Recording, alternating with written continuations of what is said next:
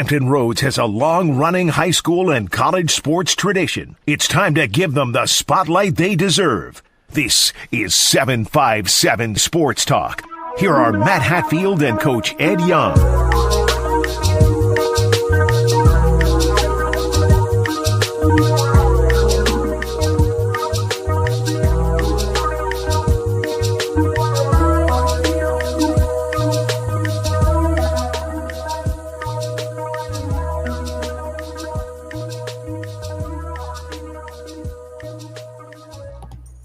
Good Saturday morning and welcome to another edition of 757 Sports Talk on Cova Sports TV. Like, share, and subscribe and interact with us all morning long as we talk to you about the world of sports, pro, college, and high school on this particular Saturday. I am Matthew Hatfield. My colleague, my cohort, my partner in crime is missing. What's new?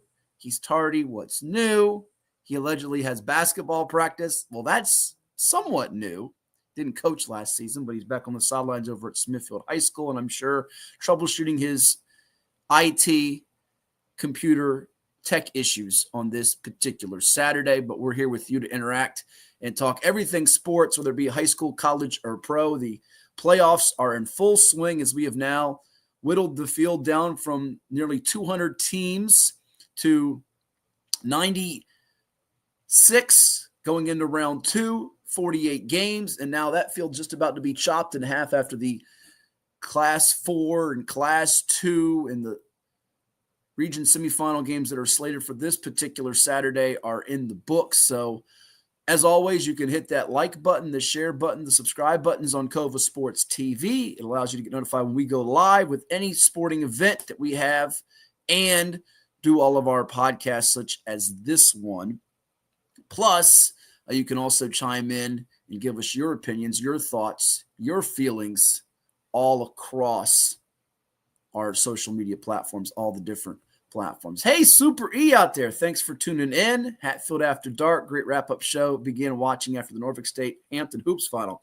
Heard that was a heck of a game, E. I could not be there, unfortunately, because I had ODU basketball responsibilities as Mike Jones's Monarchs dusted off Morgan State to move to 3-3 before 5 consecutive road games come their way, including Drexel and Villanova. Then they have some in-state foes that are away from home, like William & Mary and George Mason and Richmond, before returning to Chartway Arena coming up on December the 17th.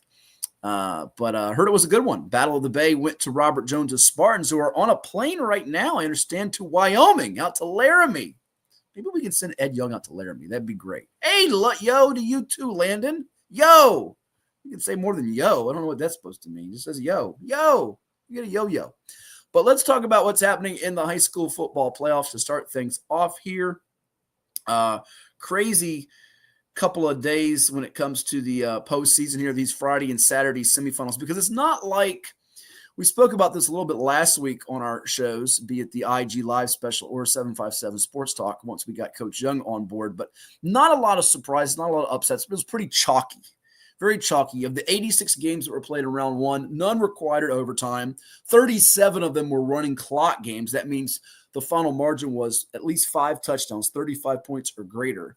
And only 12 of the 86 games featured the lower seeded team advancing. Now, there were 3 teams below 500 going into round two. Hopewell in Class 3 Region A, Buffalo Gap in Class 1 Region B, and Brentsville District in Class 3 Region B.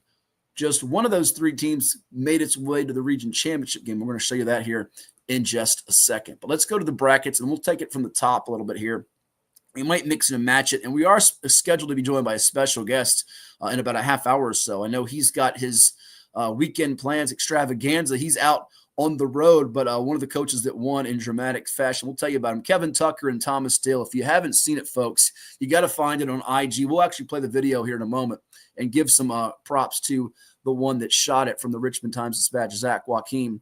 But it's a wild finish between Dale and Manchester as the Knights, who have lost to Manchester 5 times in the playoffs since 2017, a couple of those being tight ones, ended up knocking off the Lancers 27-21. We were a little concerned about Manchester's defense, given their last couple of results, outlasting Lancetown, a young team, 38-28, gave up a lot of points. And then the regular season finale, they got really lit up by Huguenot, who's playing today in the Region 4B semifinals at Louisa against the Lions. But this one said a lot here. 27-21, Dale gets the win. They do it on a pick six that was wild. Oscar Smith, though, had no trouble whatsoever beating LC Bird. I understand it was a little bit of a disrespect feeling from Oscar Smith. They honored the late, great Kenny Easley with the S on the field, and they felt like LC Bird kind of invaded their territory and didn't show the proper pay homage and respect to the Tigers, who end up having their way in this one. Easy night for Lonnie Andrews III, Travis Johnson, and that offense, which ran the ball well. Defensively, they were smothering behind Narod Jarvis, the Buffalo commit, and it was all Oscar Smith from the very beginning. 3 touchdown passes for Lonnie, the UVA commit. Trayshawn Bradley caught a couple of them. Quali Price had a touchdown catch. Breon Gibson ran to the house, and Oscar Smith did it with ease. But Vicente Chavaria Jr. is the one that had this pick six that you got to see to believe, folks. We're going to play it for you right now here as we pull the brackets down just for a second. But again, Dale tied up in this game, 21 all. You need a little context. It's 21 all. They're probably headed to overtime. I believe the ball was on the 41-yard line. I don't know if it was at Dale's 41 or Manchester's 41, and there might have been 3 seconds, 6 seconds, 9 seconds. It's essentially the final play of regulation. So Landon Abernathy, a really good 4-year starting quarterback, is going to take a heave into the end zone for Manchester, and here's what played out from there.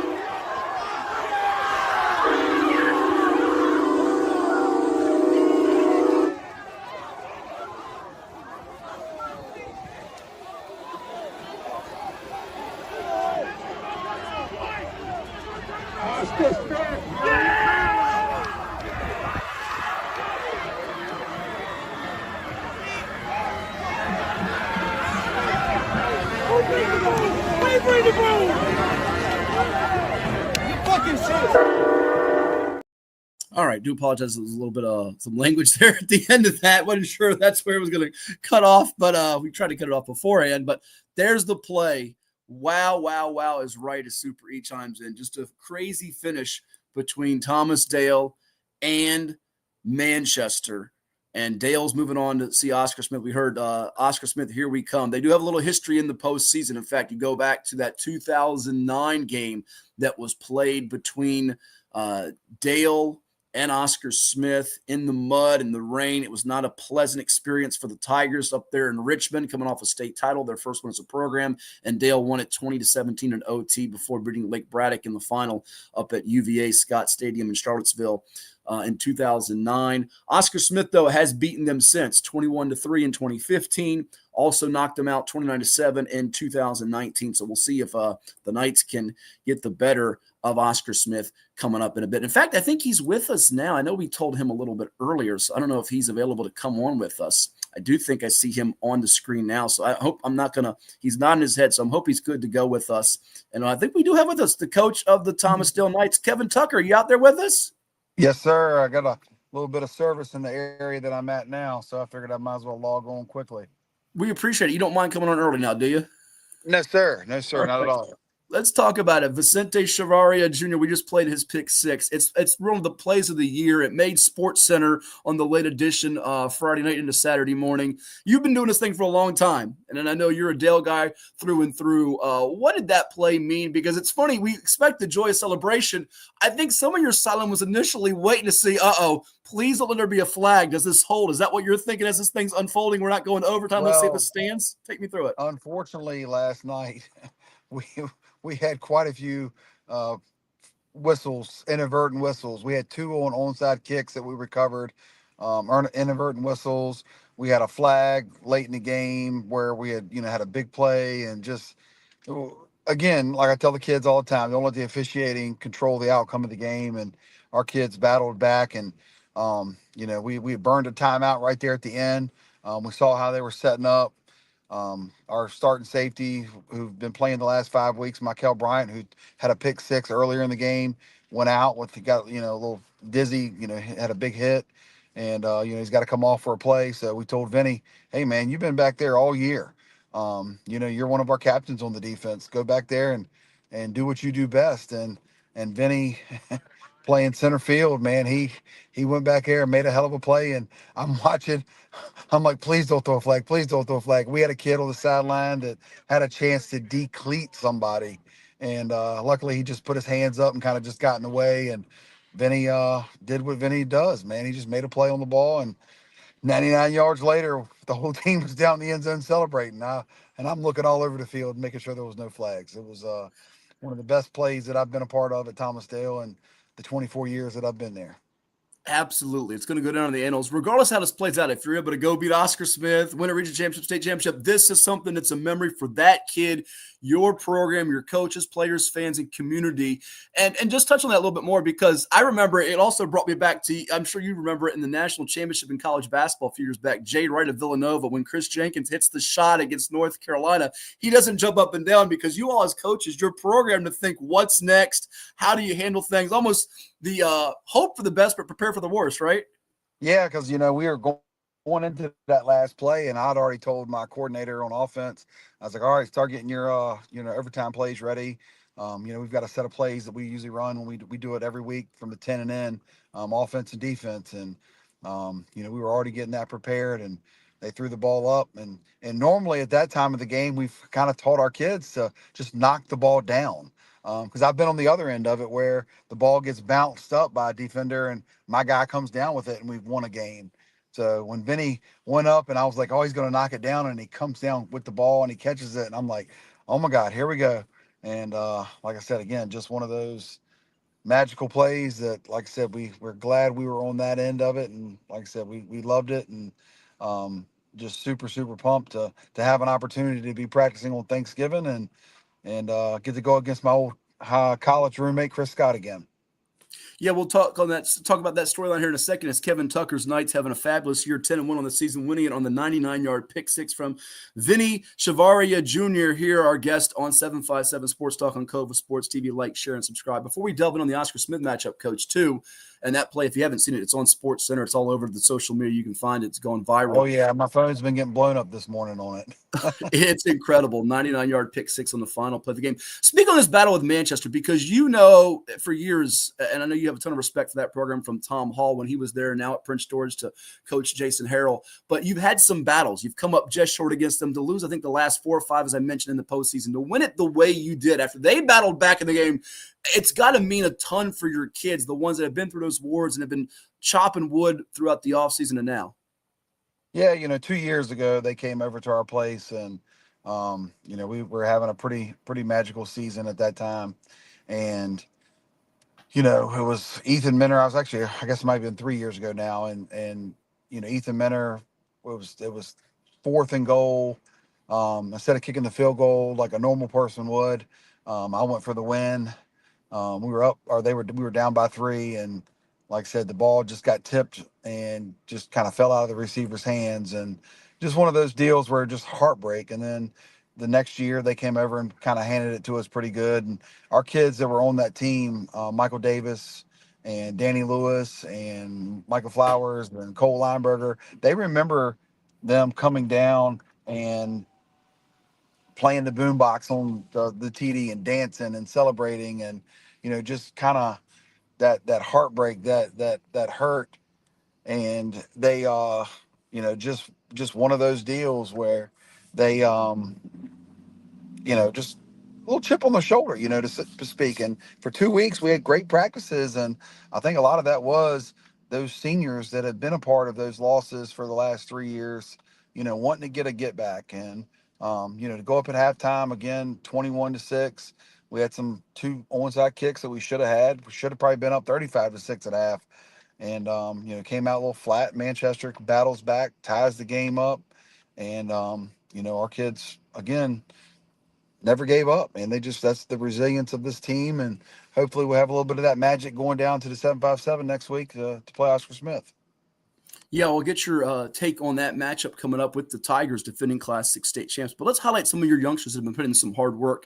Certainly, Vinny is now a household name with what he accomplished, but you have a bunch of 3-year and 4-year contributors, some new faces to the lineup this year, a couple of commits like you touched on. Cole Lineberger, I believe, is going to Navy. NJ Hines, who's committed to William & Mary. Tell us about the ones that have done it for you all year long, be it offensively, defensively, special teams that have made their mark in helping you get these 10 wins this year. Well, I think it starts with defense, and we're led by our senior middle linebacker Michael Davis. Mike's probably going to end up at Air Force. He's somewhat committed out there. He's kind of he's got a couple of things going for him. USC is called, and some of the other schools, and they are starting to take notice. He short season last year with an injury, and his senior year he's been balling out. Had another monster game last night. I think he had 12 or 13 tackles. He's just sideline to sideline all over the field. The front four, led by Cole Lineberger, Xavier Brown, Javaris Tucker, Marcus Bird. I mean, those four guys are just a force to be reckoned with. Jamal Nolan, the other inside linebacker, and just again having that type of front six allows our defense, to bring pressure. And also, with the defensive backs, stepping up last night. I mean, we were going against some great receivers last night.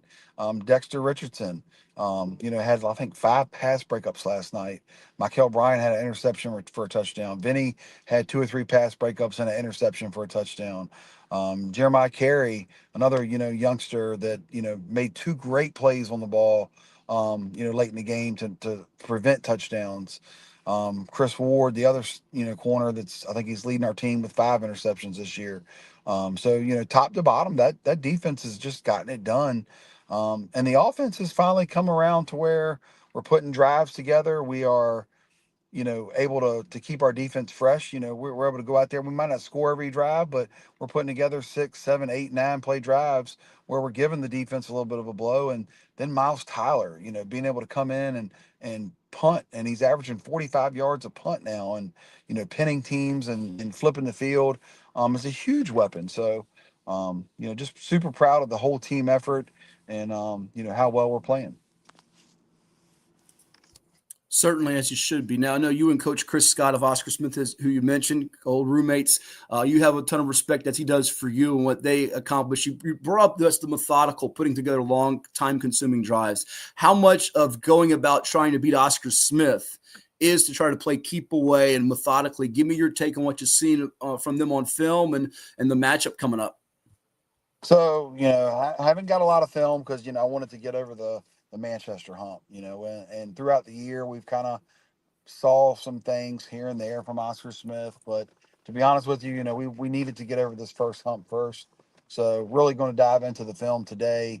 What I do know about, Chris and his teams, they're always well prepared. He's got a great quarterback who can put the ball anywhere he wants to put it on the field. He's got some great receivers who they just create separation. They are matchup problems. So our defensive backs are going to have their hands full. Our front four are going to have to get after him and make Lonnie, hopefully put the ball up and make the defensive backs, give them a chance to make some plays on the ball. I think their front four is just as good as my front four. So our quarterback and our offensive line are going to have their hands full. And that's something to be said for a Chris Scott team. Their defense is going to be fast, aggressive, flying around to the football. And again, very mirror of what we do on defense is 11 hands to the football, kind of led by your front four. And if you got 4 guys like they do and like we do, you can afford to play, some bracket coverages and so forth, and try to give your, your defense a good pass coverage because of the front four making such great plays. So, like I said, we expect it to be a battle down there, and hopefully our offense is going to come prepared and ready to make a little noise. Yeah, a little bit of the history between your program and theirs. We mentioned the 2009 win that happened in the state playoffs on the way to the championship under the late Vic Williams. And now the last couple times you've come up short against them. But it feels like every year now in Class 6, it's you guys, it's Manchester, it's Oscar Smith. You all kind of have that tradition and program from the summertime to now. I know you go through the Central District and they play through a tough Southeastern District. But there's not a ton of secrets when you get here to November, is there? No, when you get to December, late, practicing on Thanksgiving, you better have a good, strong run game because you never know what the weather's going to come. And you better have a defense that's going to be able to fly to the football, make plays, and create, field position, create turnovers. And I think both of our programs have that. And I'm not trying to get ahead of ourselves, but I really feel like who comes out of our region is going to be the favorite to win the state title this year. So, like I said, I think we got our hands full. I think they got their hands full. And, at the end of the day, the winner's probably got a good shot at bringing home that trophy.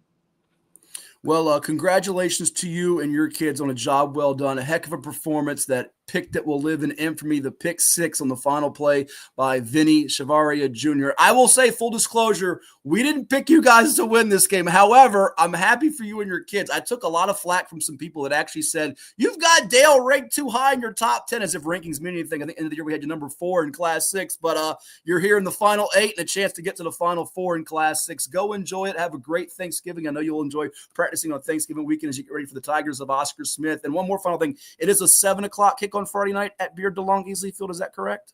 That is correct. Yes, sir. Okay. All right. So it's going to be a Friday night game. Go support the Knights and the Tigers. Should be a fun one with the 804 against the 757. Thomas Dale at 10-1, visiting the defending state champion Oscar Smith Tigers at 10-1. Thank you for the time today, Coach. Enjoy your weekend. Have a happy Thanksgiving, and we'll talk again soon. All right. Thanks. Appreciate it, bud. You got it. That's Kevin Tucker, head football coach of the Thomas Dale Knights, our guest here on 757 Sports Talk. We'll take a timeout. We've got more coming your way. Like, share, and subscribe to Cova Sports TV and interact with us. And we'll hear more after this from our presenting sponsors. Stay tuned. For any athlete, making it to the top sometimes comes with a few steps back. That's why parents count on CHKD Sports Medicine, advanced diagnostics, treatment, and rehabilitation for sports injuries, just for young athletes like yours. With convenient locations across Hampton Roads and a whole team of experts here to keep your favorite player at the top of their game. CHKD Sports Medicine. Learn more at chkd.org or call the CHKD Sports Injury Hotline. Cova Painting. We don't just paint, we transform spaces. Visit covapainting.com or call 757-550-7357 and mention the Sportsplex for 10% off of projects over $1,000. What's up at DQ? Oh, just the best deal ever! The $7 Bacon Cheeseburger Meal Deal. Bacon cheeseburger for a limited time, plus fries, drink, and a sundae. Yeah, this is not the time to be modest. It's all full size for just $7. And there's bacon on that burger. The $7 Bacon Cheeseburger Meal Deal. Now, for a limited time on the $7 Meal Deal lineup. Only at DQ. Happy tastes good. What does happiness mean to you? Being in the ocean with you, watching you catch super fun waves. In Virginia Beach, happiness is breaking barriers and savoring the sunshine. I couldn't pick a better place or a better person to be with. This is what makes me happy. Happiness is going all out. And taking it all in. Here, happiness is whatever you make it. Find yours in Virginia Beach.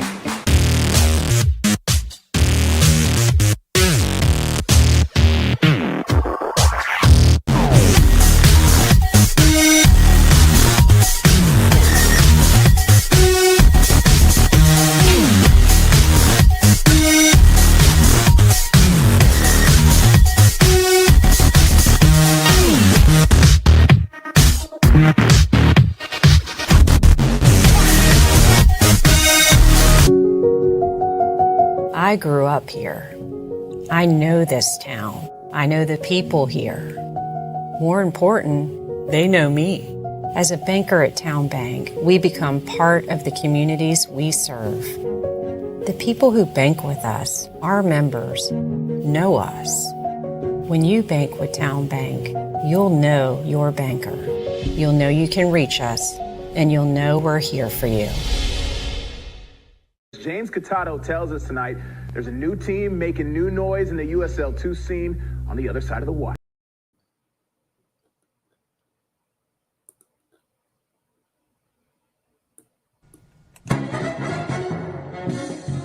And now back to Matthew Hatfield and the evil basketball coach. Blast you, Ed Young!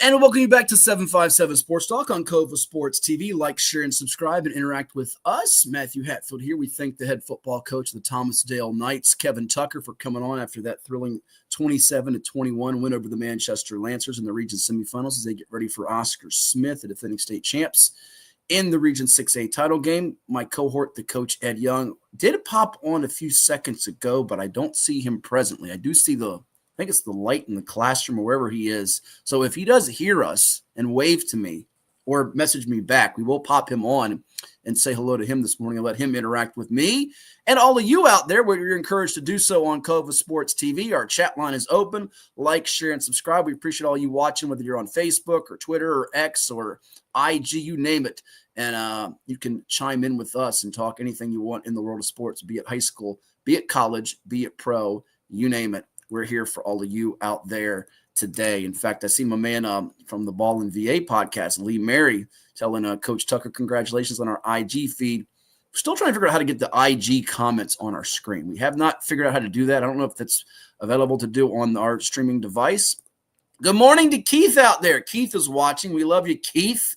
Got any questions or comments? Let us know. I know it was a tough night for you and Packer Nation out there with Smithfield, but good year nonetheless. They fall to Lafayette. I think they were only down like 14-6 at the break, and we'll get to those scores. We have some of them scrolling across our ticker.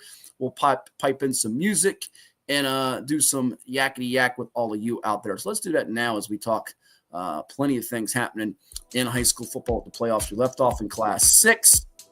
We'll go back to Class 6 in Region B, where you do have the Woodbridge Vikings winning it over Colonial Forge 35-34. Player of the year on offense and Caleb Tucker out of the Cardinal District leading the way at quarterback. He's got a trio of really good receivers, including Vinny Hill. And Colonial Forge scores late. They go for 2 with under 2 minutes to go. Don't get it, but recover the onside kick. Yet Woodbridge prevents them from getting in field goal range or scoring that winning touchdown. And it'll be North Stafford who beats Battlefield 21-6, avenging that regular season loss they had to Greg Hatfield's Bobcats, who are done. Remember, Battlefield was sort of amid some controversy. They investigated the chain gang crew from the sideline.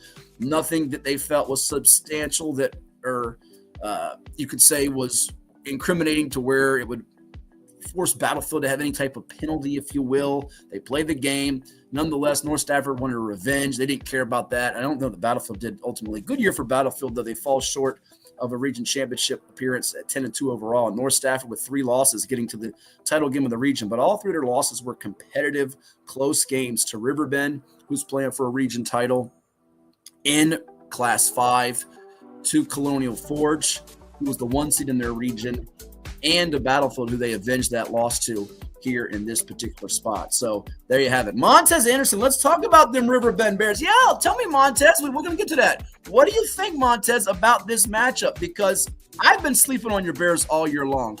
But Coach Ed Webb over there, he's gaining my respect with Ian Shook and Camden Simmons and those offensive parts.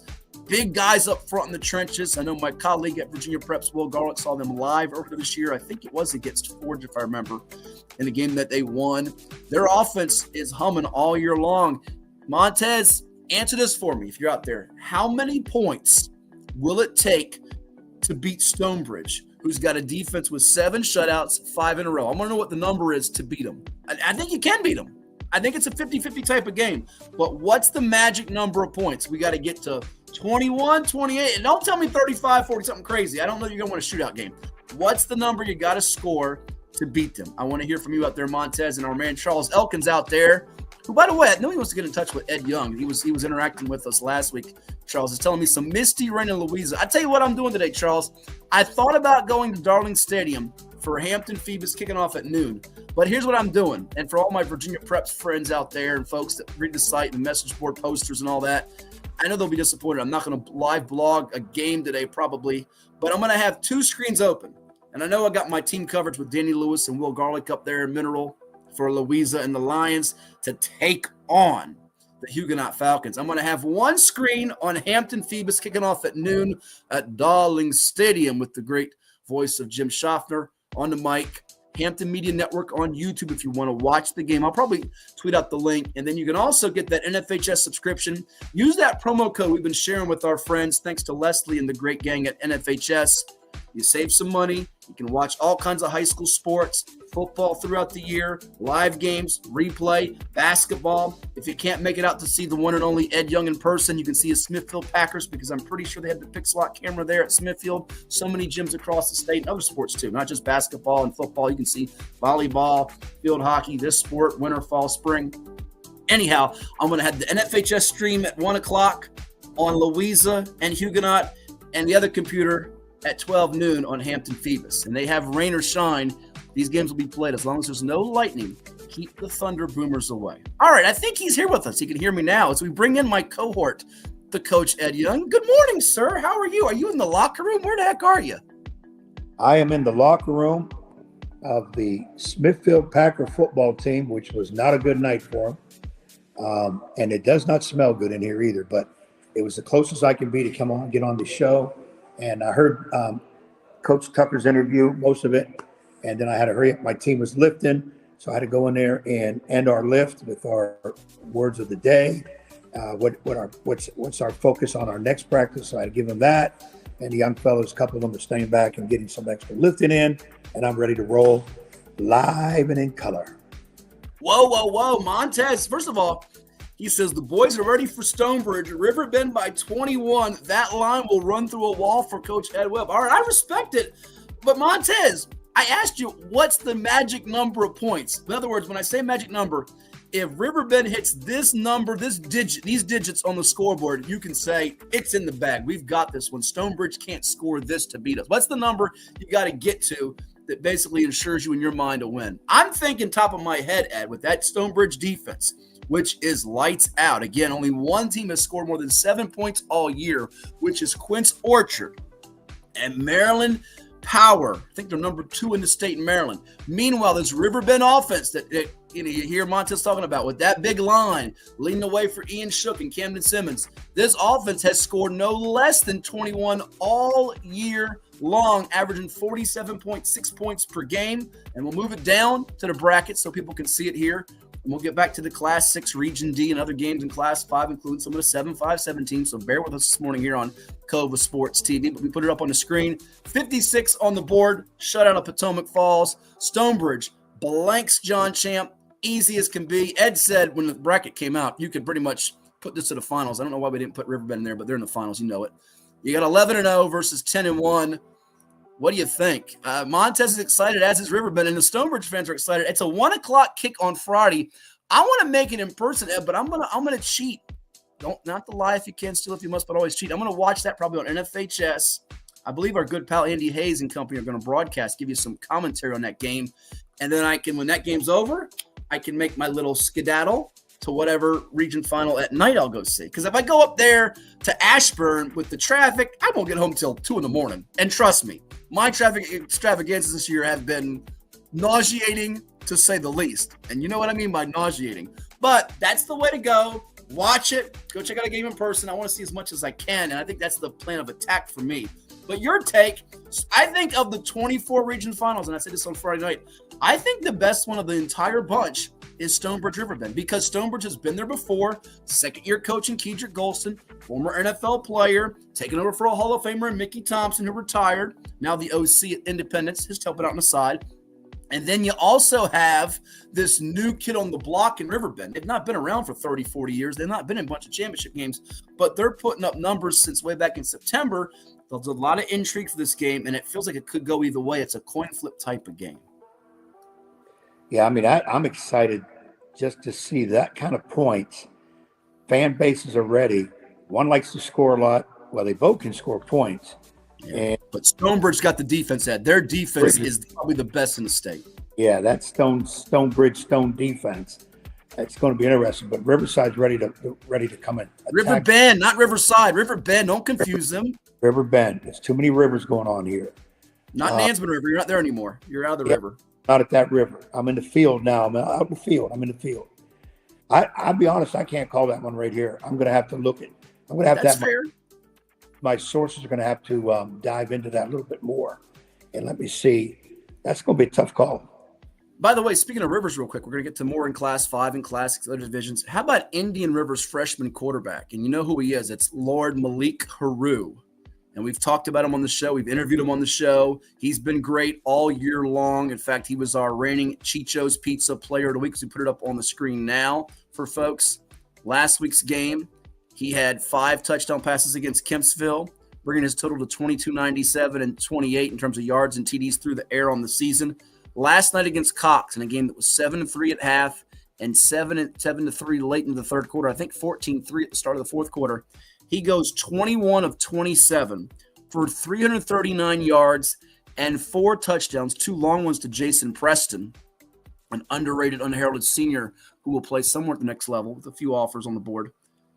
339 and 4 touchdowns, completing better than 75% of his passes against a defense. And I know people say, oh, it's the Beach District. It's not as rugged as other districts. He's given up just 12 points per game in a year and held Green Run at 20. My, oh my, he's gone from perhaps the best freshman quarterback in the state to in the conversation as one of the most prolific quarterbacks in all of Virginia right now as a 9th grader. Incredible. Extremely talented. And what I like about it, from what I'm seeing from a distance, very heady, very smart at what he's doing, not just all athleticism. For a freshman at the most, I still keep saying it's the most important position of any team sport, that quarterback spot.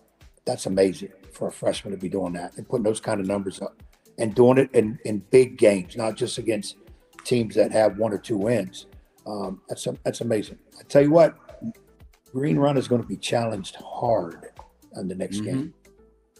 They are. There's no question about it. We'll get to that in a second. Let's go to Occoquan Region 6C. I know you love that name, Occoquan, where you have West Springfield beating Fairfax, Lake Braddock beating South County. No real surprises. We spoke about it briefly last night while you were at Chartway Arena, where I was doing the ODU men's basketball game, filling in for Ted Alexander alongside Dennis Wolf afterwards, looking at some of the scores last night because I didn't get a chance to watch any games live doing my broadcasting. But Lake Braddock and West Springfield played a good one late in the year. The question to you here as we go through C and we go through D, and we just had on Kevin Tucker. Madison beat Centerville 35-34. They stopped the 2-point conversion. They avenged the loss to Centerville from the regular season. And Justin Counts' team has been to the state playoffs, I think, 5 or 6 years in a row now.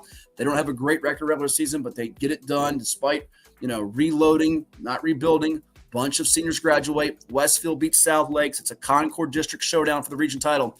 So it's going to go like this. 6D hosts 6A, 6B hosts 6C.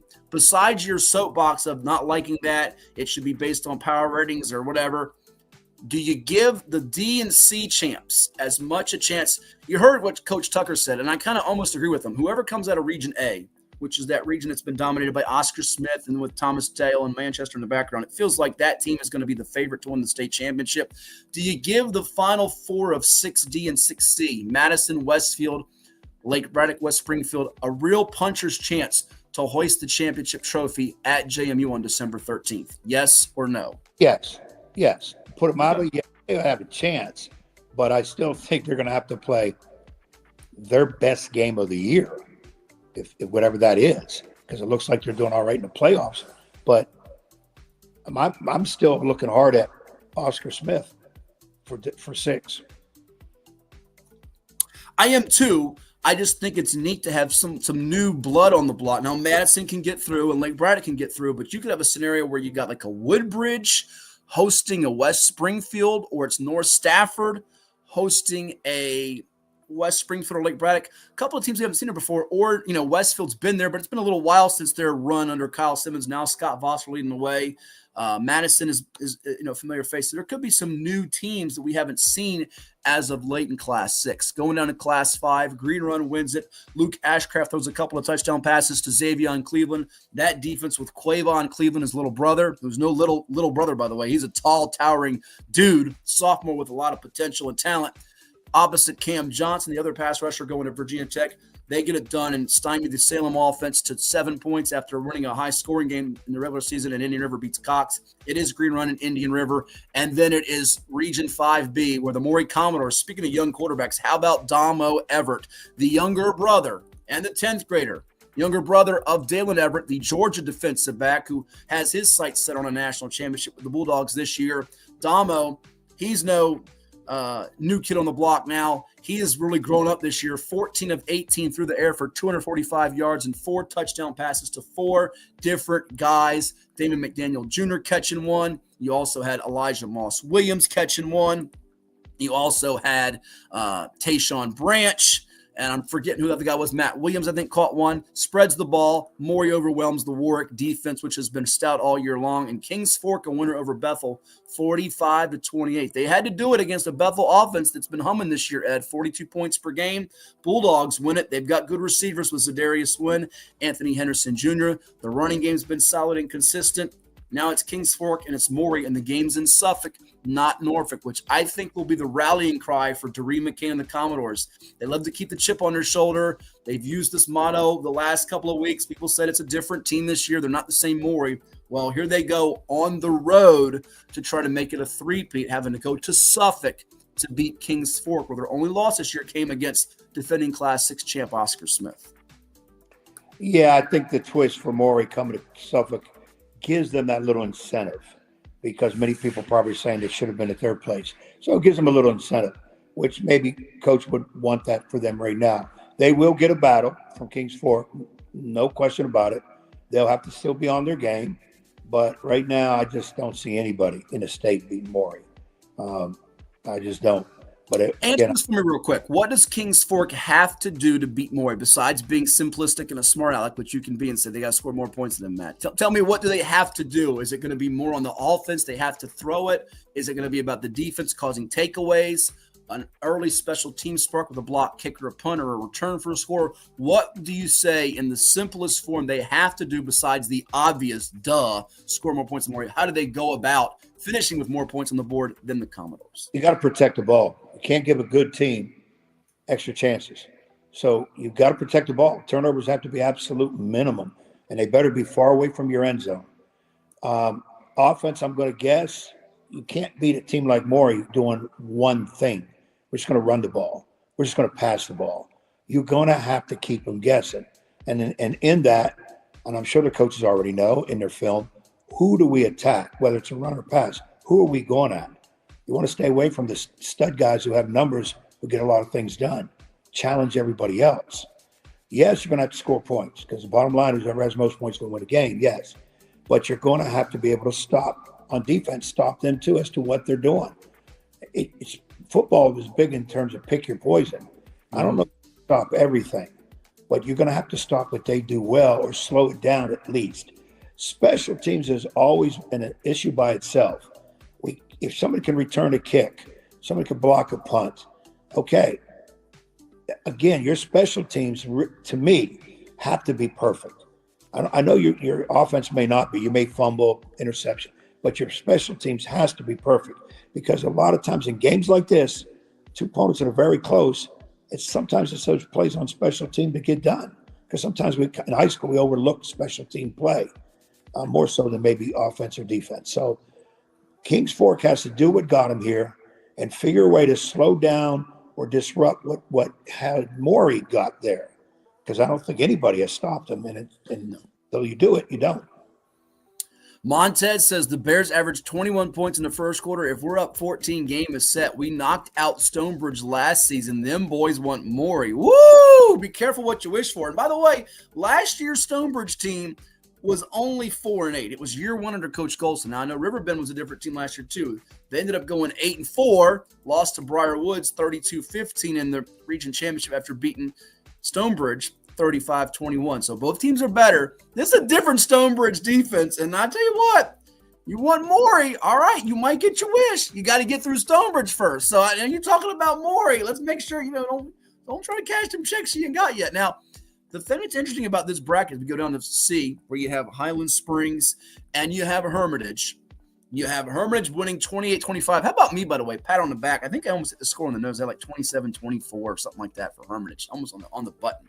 Highland Springs really wallops William Fleming. We're talking 37-7. And in D, we do have the Stonebridge and Riverbend showdown, which means the way they do it this year, 5A is going to take on 5C, cross bracket. 5B will play 5D, higher power rating hosts. It means regardless, Maury will have to go, and I think this is true for Kings Fork too, by the way. Let me double check it though. But Maury will have to go to Stonebridge or Riverbend on the road in the semifinals. Green Run Indian River, if Green Run wins, will host either Highland Springs or Hermitage. If Indian River wins, there's a chance Highland Springs or Hermitage, I believe in Highland Springs specifically, not so much Hermitage, would host them. My question to you is, do we get an all 7-5-7 championship matchup in Harrisonburg, whether it is Green Run Maury, Green Run Kings Fork, Maury Indian River, Kings Fork Indian River, which are all Southeastern District, not just. Do we get 2 7-5-7 teams in the finals, or will Stonebridge, Riverbend, Highland Springs, or Hermitage say, not so fast, my friend? Go. I would like to see 2 of our 7-5-7s in there because I'm a homer for 7-5-7. I don't think it's going to happen though. Those teams over there, just too strong. Plus it's what I want, and I never get what I want. So I think it's going to be 7-5-7 and then somebody else. Yeah. Oh, look at AJG trying to clap back, as they say. Clap back. Don't ask for the Kings. Riverbend hasn't been a good look afterwards for teams. All right. Woo. Look, clap back. I like it. Hey, we're going. We got the people fired up today on this edition. Well, and I know you like this kind of talk, but here's I am as a coaching perspective. None of the teams should be worried about what was being said because it's from fans. It's not the players themselves. They're not. Coaches they take care of that business. We tell our kids, hey, keep your mouth shut. Do our talking on the film in terms of our play. So I see other people doing all that kind of talk, and you got to eliminate the noise. Okay, what do we got to do? It comes down to execution. What do we got to do? Yeah, it's a break or two. Hopefully officials are on their toes too, because you don't want a bad call to hurt you.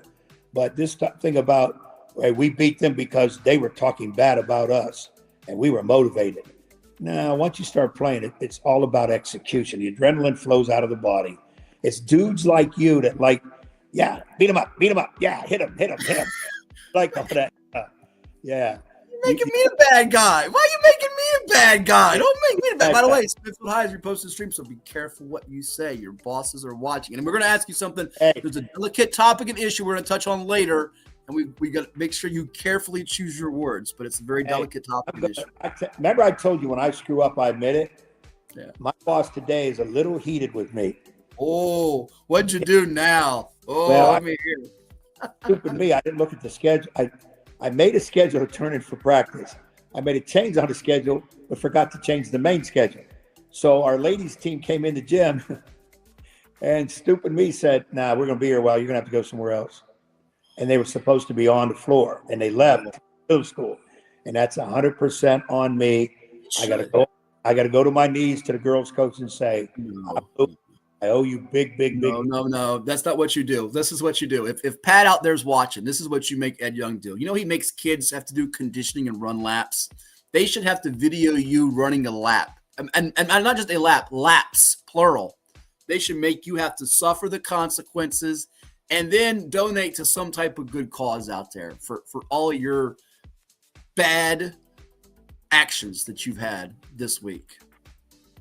Shame on you. I'm waiting for you to say you should shave your head and put on there, I messed up. No, we'll let you do that when you get a bad prediction or something, and I beat you on that. We'll save that for later. Right? We do that too much as it is, but make you have to do physical labor where you're running, huffing and puffing. That's what we need you to do. That's what we need. We really do. Yeah. Oh, good. I also thought you wanted me to do the ice bucket challenge again. Bring that back. Oh, yeah, we can do that, but it's a little cold right now. I don't want you to get pneumonia and catch a cold. We'll wait till it warms up in the spring. Somebody or whatever. What's that? When do you care about somebody's cold or getting? No, I do. Listen, and this is a very touchy topic, delicate. We've lost some. We talked about it on last week's show. Some treasured people with the passings of Dr. Jim Jarrett at Old Dominion and Kenny Easley at Oscar Smith, the legend there who we spoke about earlier, and then the tragic losses of coaches on the sidelines with John White at Bayside and with Ray Colston at Kempsville, assistant coach. And by the way, really nice touch last night by the Beach District coaches.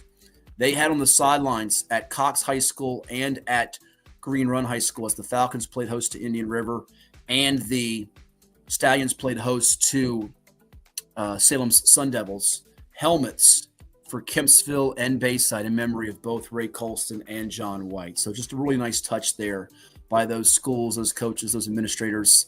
I know that the communities, the city, even the whole 757 are very broken up about this.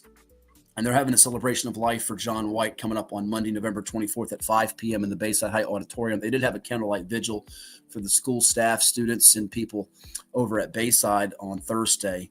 And then I don't want to dwell on this too much here because I know we're here to talk about playoffs and so forth. But Ed, still very difficult to digest, and we send our condolences, our thoughts, and prayers to those communities.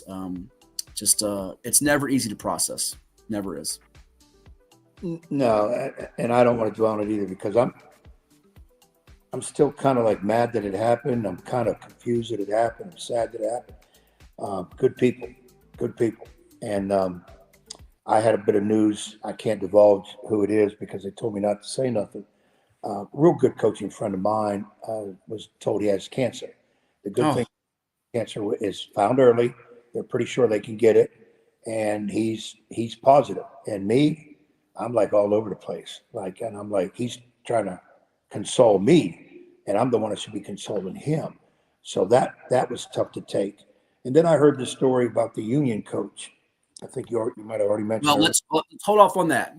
Let's hold off on that because not everything has been confirmed on that front. But I do want to throw to you what has been officially reported on that front. So let me stop you right there. I don't mean to interrupt you, but again, not everything that we've heard has been officially confirmed. Right. What we're hearing and we're fearing is true, may be true, but again, there's more on that. We're going to get to that in class 2 in a bit, but I didn't mean to cut you off there because again, there's a lot being reported, a lot being stated, and it's not all been officially confirmed, although we do have enough sources on what's happening there or what has happened there, and it doesn't seem good. So again, we want to also echo what I said earlier, thoughts and prayers. If people are unaware, I'm sure you can do a Google search. I'm sure you can check your local news outlets. Here's what now that we hit on that, and we'll get more on that in a moment. But for those that don't know what you're talking about, the Union coach, it has been reported that Coach Travis Turner of Union has been the subject of a Virginia State Police investigation.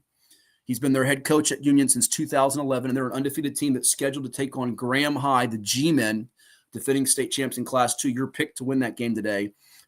He was contacted by authorities on Thursday, but not arrested. An agency spokesman confirmed to the Bristol Herald-Courier on Friday afternoon. Their statement says, as part of the early stages of an investigation, Virginia State Police special agents from the Bureau of Criminal Investigation Whitfield Field Office were sent to the residence of Travis L. Turner, 46 years of age, of Appalachia, Virginia.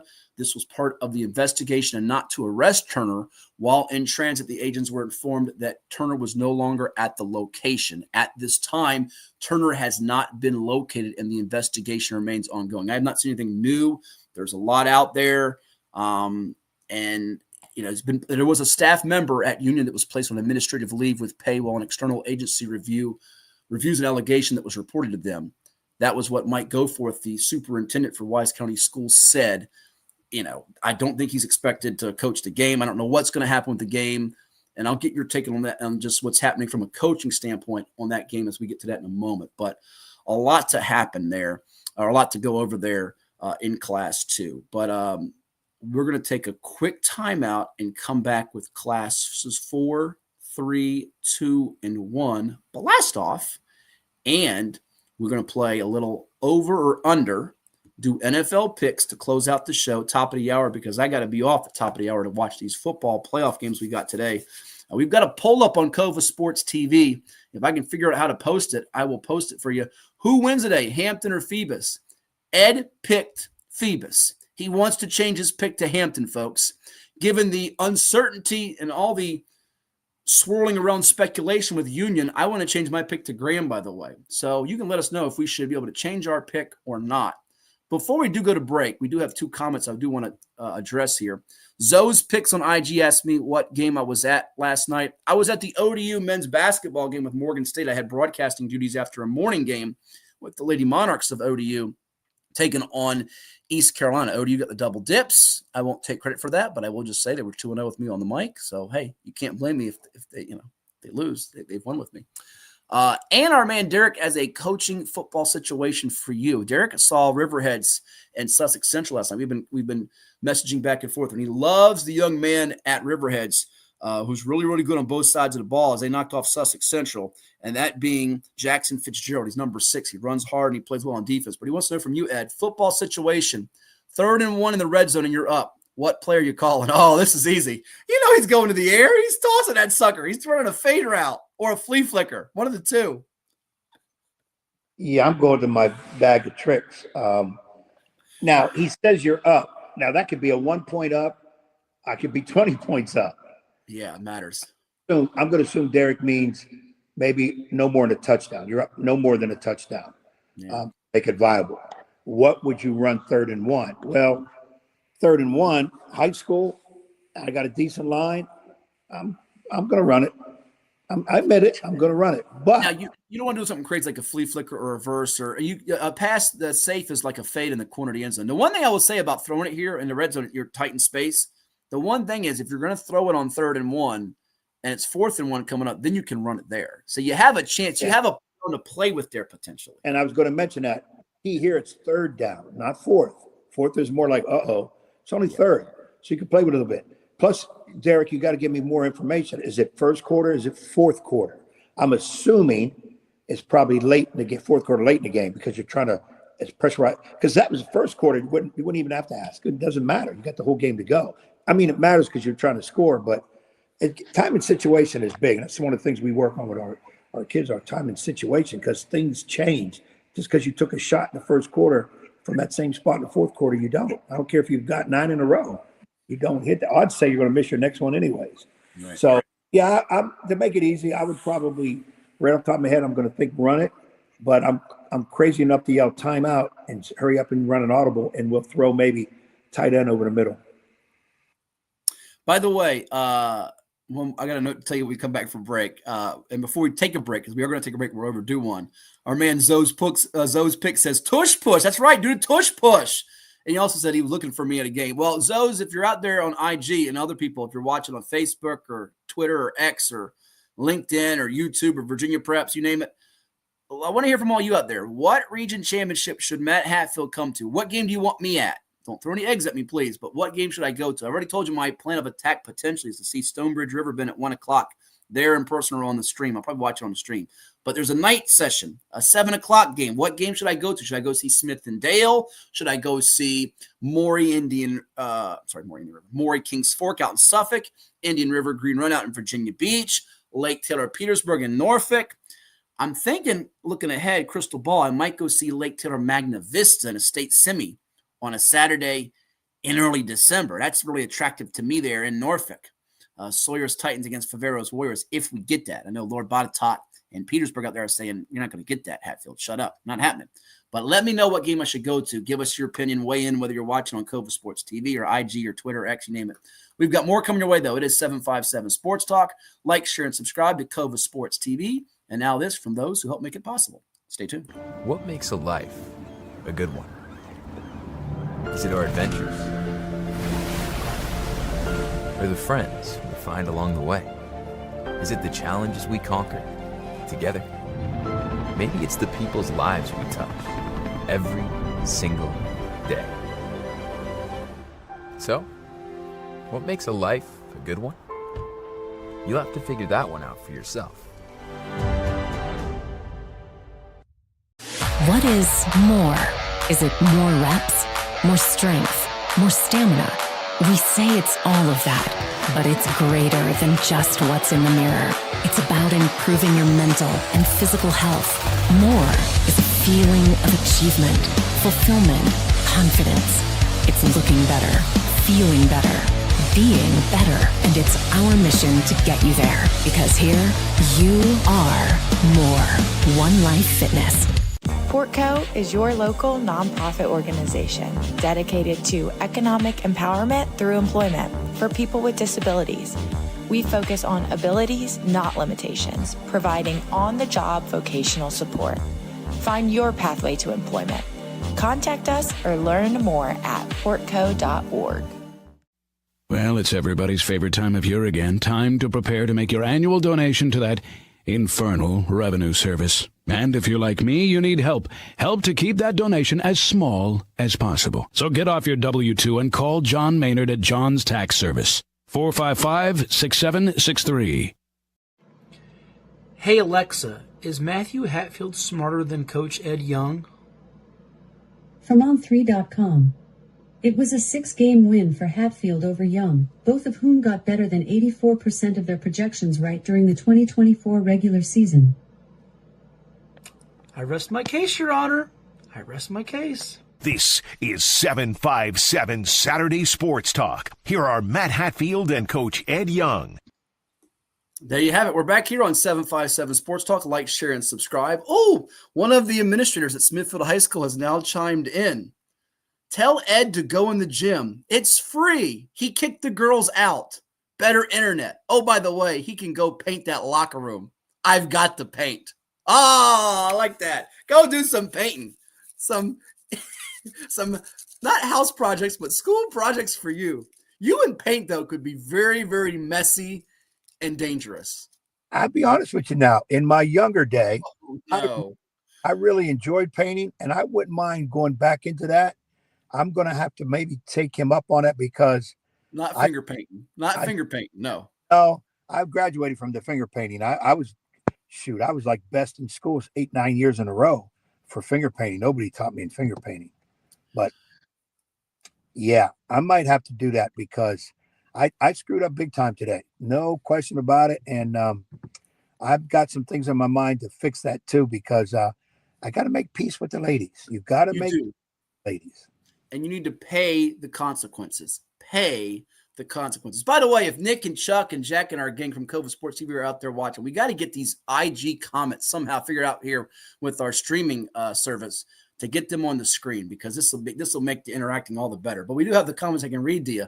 Our buddy Rod Johnson out there, Kings Fork football assistant, who we referenced with Anthony Joffrey a few weeks ago, my former colleague / boss at Virginia Preps, says rush push is Ed's regular Saturday night. Oh, I love it. Tush push is Ed's regular Saturday night. You meant to say not rush push. Tush push is Ed's regular Saturday night. That's hilarious. And Zoe's picks like that too.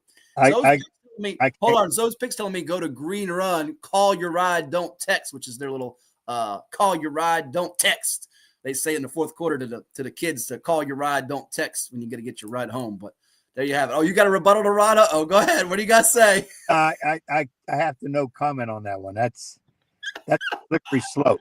That's a slippery slope. It's a slippery slope. It is. The tush push. Real quickly, not to go on a long diatribe. Do you think the tush push should be banned or outlawed in the NFL? You don't. Okay. No. So you think it's too much yak that needs to go away. Okay.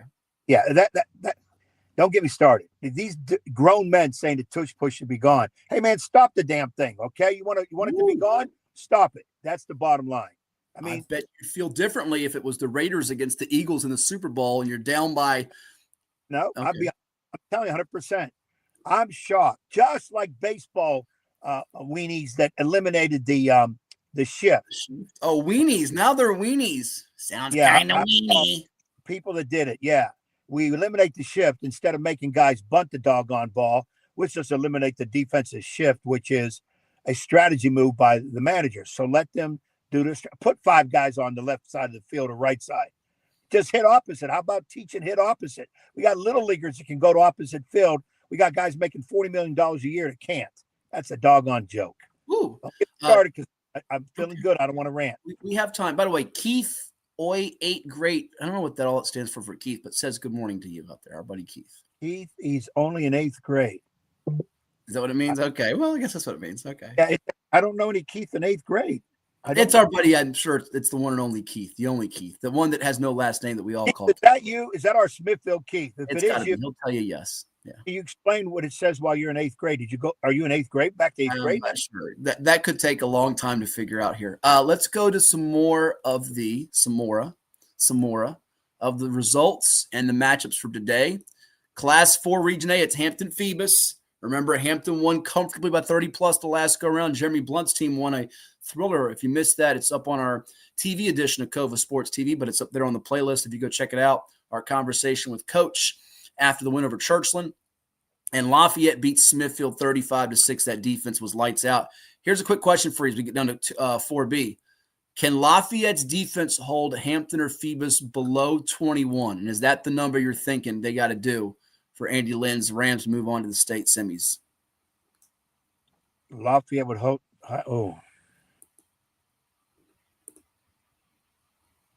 Yeah.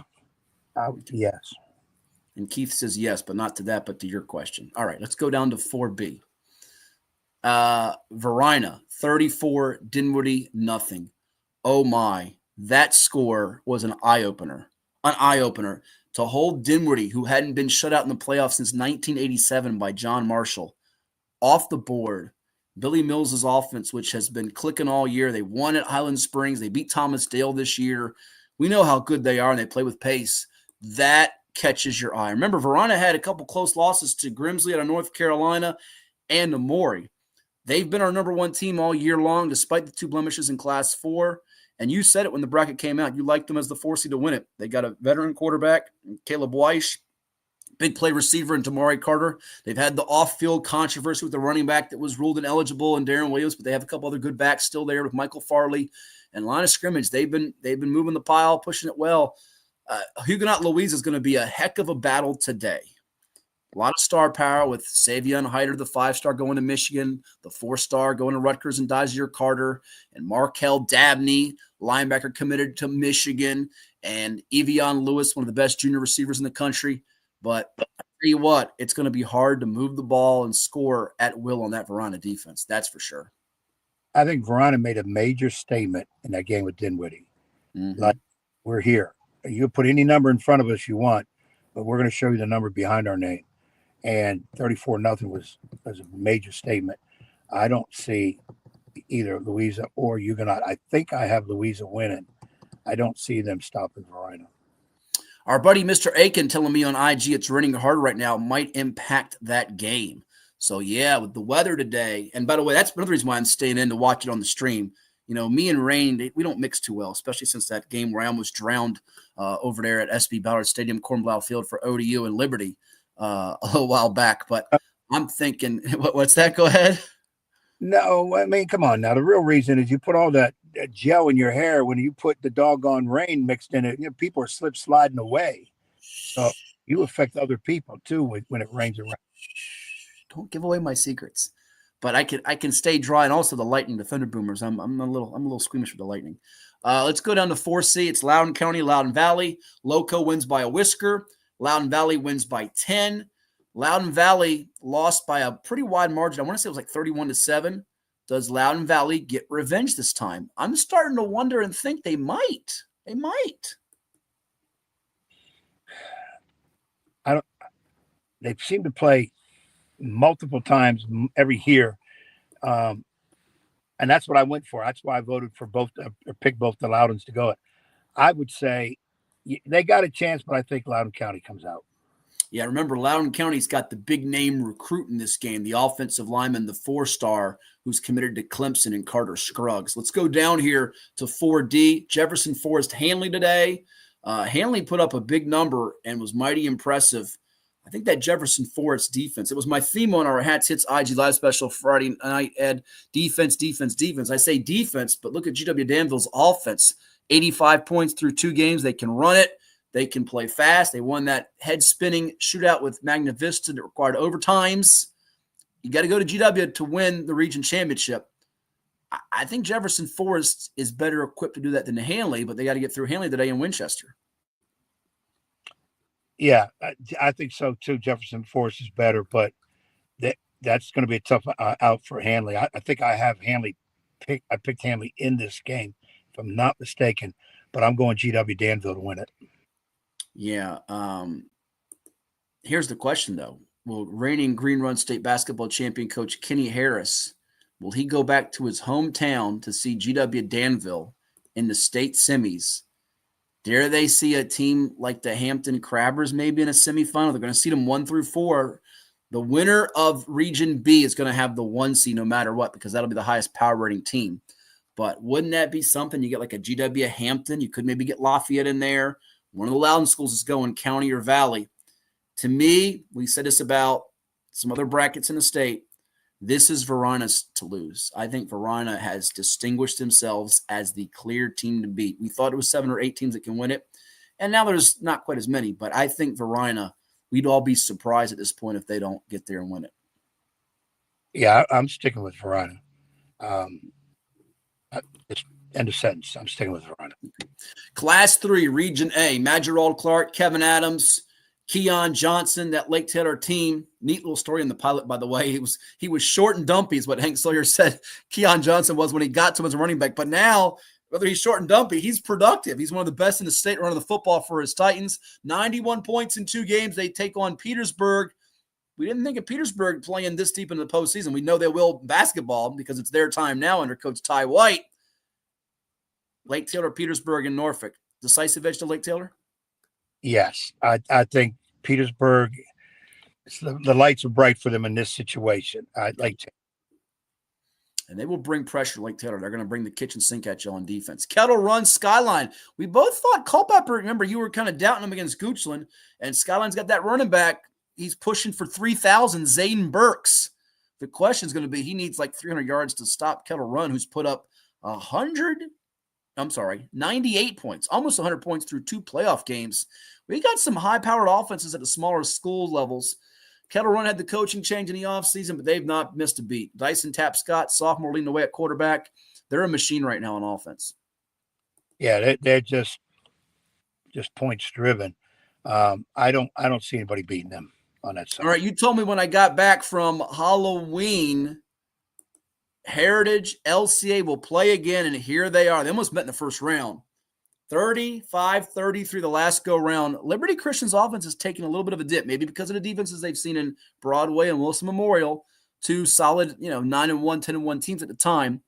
Is the outcome any different with Heritage and LCA? I don't think it is. I know Liberty Christian's 2-time defending champs. I'm not going to doubt Frank Rocco, but I think the more physical team wins, and I think Brad Bradley's Pioneers are just a little bit more physical by a pinch. I agree, too. I think it'll be close. I think it could be a little bit of a come behind for Heritage, but they're going to prevail. Yep. Magna Vista, Lord Botetourt. Now, I wondered about Jamie Harless's defense. He's got some offensive firepower that can be game breakers. Angel Rigney at quarterback and Quentin Jones at running back. Magna Vista, oh, by the way, you want game breakers. How about 120 points in 2 games? All-time passer in Simeon Moore, 1,000-yard rusher in Ethan Dukes, receivers that are fleet-footed. Yeah, they've got game breakers. This could be a game in the 40s or 50s, which is right up your alley. And I wouldn't mind it. That's the kind of games I love to see. Put a 55-50 game. It's all right with me. Armstrong Poquoson. We know how stifling that Poquoson defense is for Elliott Duty. They've got Braden Agnes, the Bay Rivers District Defensive Player of the Year. They got Carter Jones, one of the more coveted lineman prospects in all of Virginia. They shut down Southampton's offense. 42-6 a win. And how about the wing T rushing attack, putting up 429 yards of offense for Poquoson. Austin Conley and Dom Galakgak and Cody Little, that whole crew running the football. But Armstrong, speak of offense, they've got it in spades. They've been throwing the football all year long extremely well. Here it is. They beat TJ in a rematch game. The game's going to be played in the 804. We knew whoever had home field would have a big edge, whether the game was going to be played in the Bay Rivers District at Poquoson or it's going to be in the city in the 804. And that's going to be – Poquoson cannot get behind multiple scores in this game where it's lights out to me. They have to keep this tight and shorten the game. The question is going to be, can they do that? I don't know that they can. Tall order. I think Poquoson nudges Armstrong, but I'm like you. If they get down 14 early, it's going to be a struggle for them to come back. The run game is good for Poquoson. I think that Poquoson prevails it. How surprised are you that it's not Buckingham and Strasburg in Class 2 Region B? I ask you that because we all, myself, the Massey ratings, and you picked Buckingham on our selections. You had it 21-18 there on VirginiaPreps.com. And do you give Stuart Straff much of a chance against Strasburg? Well, they're there. You got to give them. You got to give it a kind of a shot. I don't think they'll do it. I think it's kind of like that game against Buckingham was their state championship game because most people. Okay. Glenver, Brody Doyot is back for them. He's got the shoulder or arm in some type of a sling thing, according to my man Rodney Young, who was there watching the game with Radford, covering that game. Gretna beats Floyd County 56-55. Oh, you would have loved that game. You got to go back and watch that game. Get your popcorn ready with Rayshawn Logan, who's been putting up mega numbers all year long. Look at that Gretna offense. If this game gets in the high 40s or 50s, Doyot's the all-time record holder for VHSL touchdown passes. Now, is he at full strength? I tell you what, though, I don't know that Gretna can win that kind of game with Glenver. I think this is Glenver's to take. It looks like Doyot is back. That matters because if they have Doyot compromised, I've said it to you since the playoffs came out, that can swing things to the Hawks. Yeah, I'm wondering what are the ways they score? Is it mixed? Is it pass? Is it run? I'm sticking with you with Glenvar too. But when you're scoring 56 points a game, my first reaction is you got one heck of a passing offense. But if you can also run it, now what are they going to stop?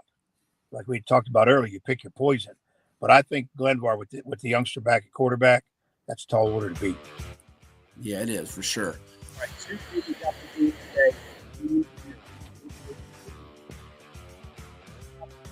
now, not for a long period of time, but Ed, given all the speculation, all the noise, you talked about, as a matter of fact, Kevin Tucker might have said it, not you, about blocking out noise. I think, no, you said it, I believe.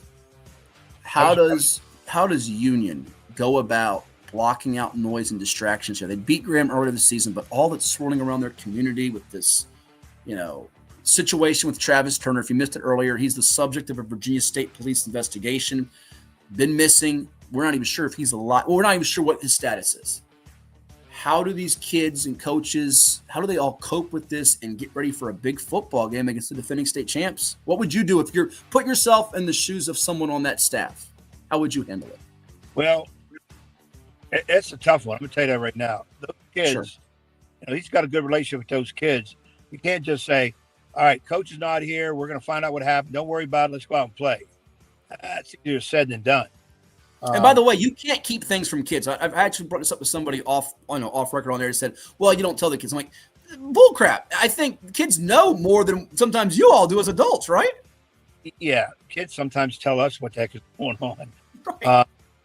And you can't just overlook it. Human nature, number one. Forget the athletes. It's human nature. And there's confusion. Where's our coach? Why is he not here? Why did he abandon us? Where's he at? Well, we heard this happen. No, I heard this is what really happened. There's too many stories. And some of them are not very good at all. Right. This is a tough one. I'm a little surprised. Not knowing the situation, I don't want to open my mouth a lot. I'm almost surprised this game hasn't been postponed. Well, and again, it might. We're doing this, full disclosure. We're doing this right now at almost 11:30 a.m. Eastern on Saturday. There could be a tweet or a post or note that I have no idea. But I'm like you with what you said about Hampton Phoebus. That's a different situation. Obviously, circumstances are way different. But I almost at this point would be surprised if Union was able to put all the distractions aside and go out and play a clean, crisp football game. Like it's a Graham team that's starting to find its stride here. I mean, this is there's a lot happening there. Lebanon Ridgeview. I mean, it's easy to say the winner of Graham Union is going to win the region, and dare we say go on to win the state championship. But Lebanon and Ridgeview, I said it last night. I don't mean any disrespect to those programs. You've had nice years. I just don't know that you have enough personnel to beat either one of those teams, Graham or Union. I just don't. And I'm going to agree with you too on that. If this all goes down and Union comes out with a big win over Graham, it could boost them to really we're not going to stop us. Galvanize. Yes, no doubt. It could be. Yeah. 2A plays 2B, 2C plays 2D. Real quickly, Essex Rappahannock. We know what Essex has done to Rappahannock in the past. Rappahannock's coming off a nice win over Northampton. I don't see Essex running game being stopped by Rappahannock. Rappahannock might score and move the ball on them, put up some points, but Demetrius Stewart, Jaden Holmes, those are two tough hombres, sir. Yeah, I think even though Rappahannock's a very good team, Essex, 40 points for them on a bad night. That's a hard team to stop, too. I'm going to go Essex in this one. And they did a better job on that Northumberland quarterback, Tyreek Lundy, who shredded them the first time they played. Buffalo Gap over Alta Vista. This was a whoa. Are you kidding me? 52-29. I have to take Buffalo Gap seriously now, but Riverheads beat them by a couple of touchdowns regular season. And I caution people, I cautioned you and Derek, some others that love Sussex Central. And Sussex Central had a nice year, but Riverheads, they've been there before. They're a well-oiled machine. Big Red, go Big Red. Not Andy Reid Big Red, but Big Red, the Gladiators. They know how to get it done. I'm not going against them in this spot. Not at all. Yeah, I seen that Alta Vista's been knocked out of there. Give me Riverheads. Yeah, I'm surprised at the Alta Vista. I know they were down going into the fourth quarter last year, but I think they were kind of flat like they were late in the year against Appomattox. They recovered from that point, but played one of their worst games of the year at the wrong time, that's for sure. George Wythe and Giles, you and I both called this to get revenge after losing handily to Giles late in the regular season. But it'll be Grayson County who knock off the Rockets of Craig County, who got their first ever playoff win. I'm going with Grayson in this spot. Lost the state championship last year. They want to get back to that point. Oh, something's bugging to me to say go with Wythe. You knew that. I'll say Wythe right now, but when I have to turn to picks, don't be surprised if I jump ship. No, you do that all the time. You're a ship jumper. And lastly, Eastside will take on the winner of Rye Cove Chilhowie. You jumped ship from our video last week when you picked Rye Cove, and then you turned in the picks on Virginia Preps and picked Chilhowie, which, by the way, if folks don't know this is Ed Young's way of saying he was right either way, not wrong either way. My question to you, though, either way is, Eastside win this region, yes or no? And a follow-up quickly, can Eastside win the state championship undefeated with no seniors on the roster? Has that ever happened before? Not a single senior on their team. They could be thinking about back-to-back if they do it. That's a good question if that's happened before. I go Eastside. If it hasn't, Eastside's going to do it this time. I see Eastside coming out of there. That's a whole team. Wow. Yeah, and Keldon Hamilton, the running back, I've said it all year long, best two-way stud in Virginia at Class 1 level, and one of the best two-way studs any division. 2,000 yards rushing. He eclipsed that for the season last night in that win over Honaker. All right, that wraps up the scoreboard. We're going to take a timeout. When we come back, we're going to play over or under, not buy or sell, over or under. With some questions for all of you out there. It is 757 Sports Talk, and you're watching with us. Where are they watching with us at, Ed? Cova Sports TV. Where else would you want to be? Oh, yeah. Now this from those that help make it possible. Come on back, y'all. Did you know that the minimum limits in Virginia are $30,000? $30,000 is a lot of money on an individual basis, but if you're involved in a personal injury matter, that's not enough. Here at Williams-Deloitte, we're happy to provide a consultation on the amount of coverage you have in your vehicle. It can be confusing. Not many people understand it. You know you need to have it, but do you have enough? Give us a call today at 757-547-5555 so we can help you prepare in the case of an automobile accident or any other personal injury matter that you or your family may find yourself in.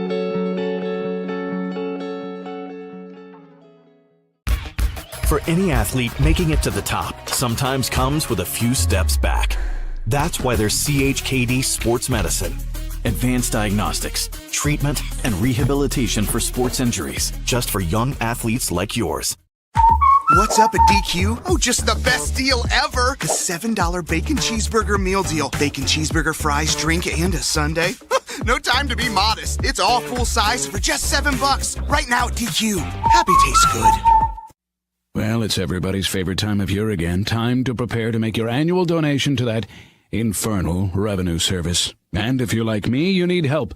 Help to keep that donation as small as possible. So get off your W-2 and call John Maynard at John's Tax Service. 455-6763. As a banker at Town Bank, we believe that people bank with people, not with banks. You're looking for an actual personal relationship, and that's what you get at our bank.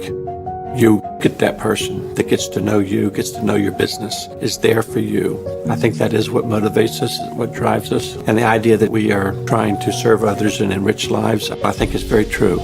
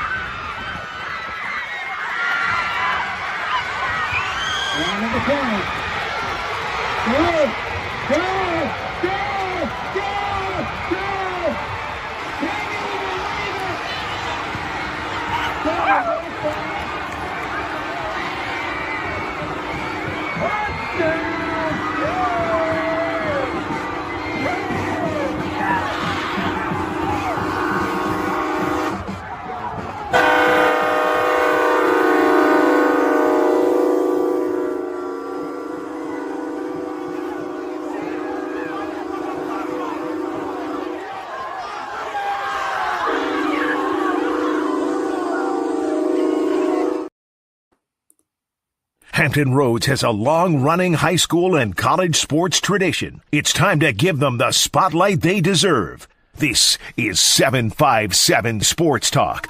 Here are Matt Hatfield and Coach Ed Young.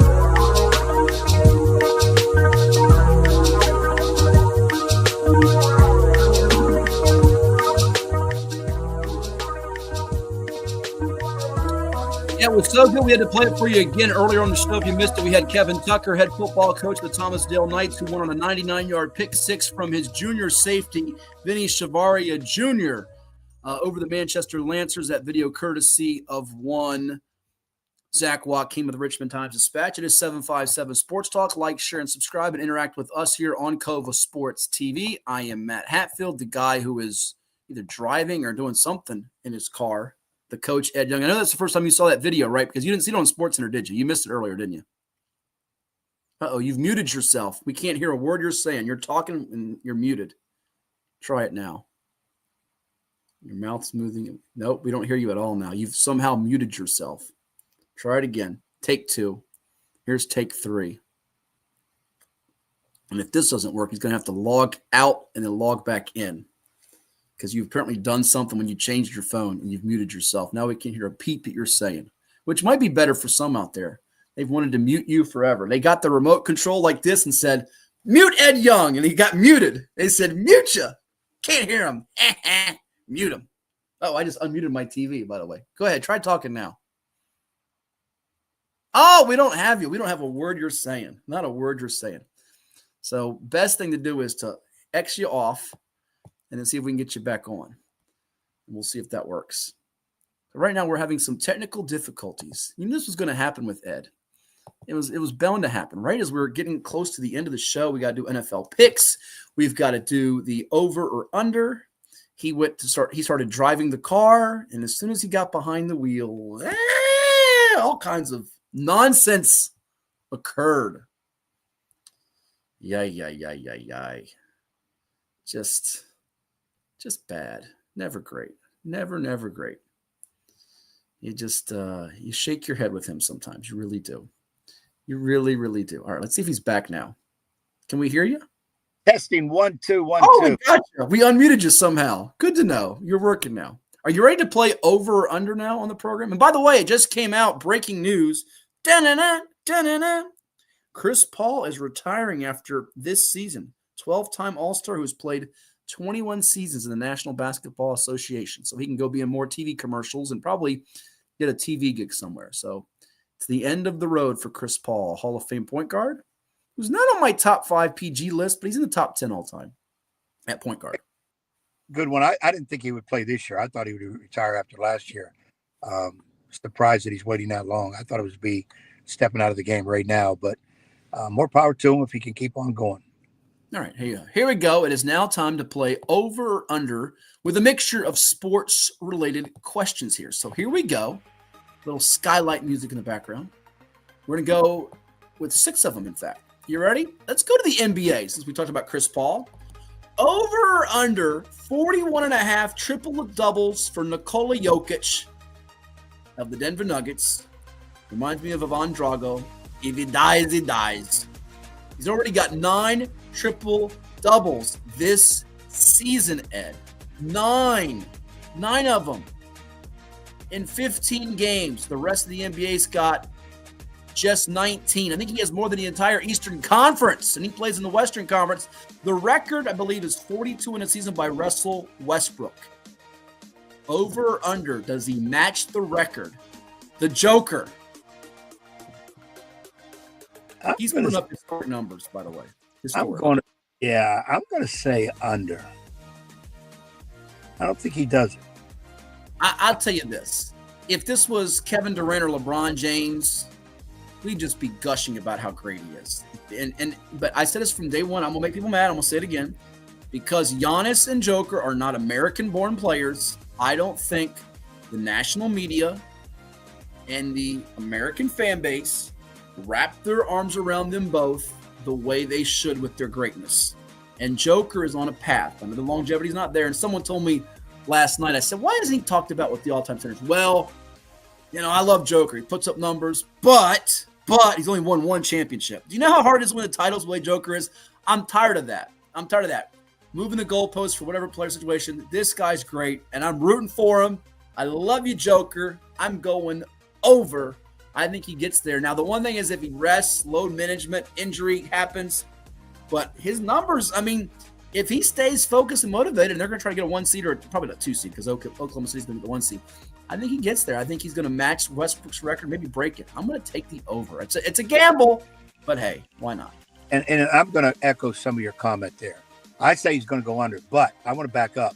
When people say, wow, he's won 1 title, I'm keep telling people, get out of my face about championships. Because here's what I'm going to say one time only to the person. Robert Horry, I think, has 7 NBA titles. So he's talked about as one of the greatest players forwards of all time. No. It's what role player. You look at regular season because it's a body work is much more. Now, when the 2 guys are very comparable, now we can go into the playoffs and say, well, who's done more titles? But then again, be careful because usually those teams that are moving into championship games have great players around. It's not just one player. This is why people keep telling me, Will Chamberlain, he's not as good as Bill Russell. I mean, you can say what you want. Will Chamberlain's the greatest, most dominant, let me use the right word, most dominant player in history of basketball. Who's going to challenge him? Joker's next. And Joker has numbers too. We look, and I'm going to say, you're right, because he's not American born. We overlook it. And number 2, when you look at Joker, you think he's there for the noontime old timers game, pickup game. That's what he looks like. He's like a flabby body. He's not in shape like he's this tip-top, unbelievable athlete. You're head on. Listen, you're spot on there, Steady Eddie. You're spot on. It's a good job there by you. Good job. I'm just tired of this. Well, he hasn't won titles and titles and titles. Those are extra. And I made this statement. People look at me like I'm an idiot, and that's fine. I would rather go to the Super Bowl. If you can guarantee me you go to the Super Bowl every year and lose, or do you want to go once or twice in your career and win? What would you take? Without hesitation, I'll go every year and lose. Yeah. Period. All right, let's go to the high school football playoffs for a second. We'll get back to pro and college sports. But our question number 2 is number of unbeaten teams that will qualify for the state playoffs. We're getting ready for the region championships. A couple of region semis today. Left on the board are a total of 8 undefeated teams. You have Green Run and Riverbend in Class 5, Louisa in Class 4, taking on Huguenot in today's semis.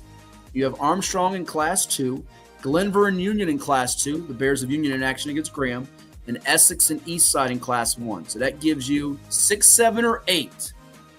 How many of them will get knocked off? The matchups again, Green Run hosts Indian River, Riverbend travels to Stonebridge, Louisa, if they win, would see Verina, but they'd host them. Armstrong hosts Poquoson. Glenver hosts Gretna. Union would host Lebanon or Ridgeview if they win. Essex hosts Rappahannock. Eastside will host the winner of Rye Cove Chilhowie. Over under 5.5 unbeatens.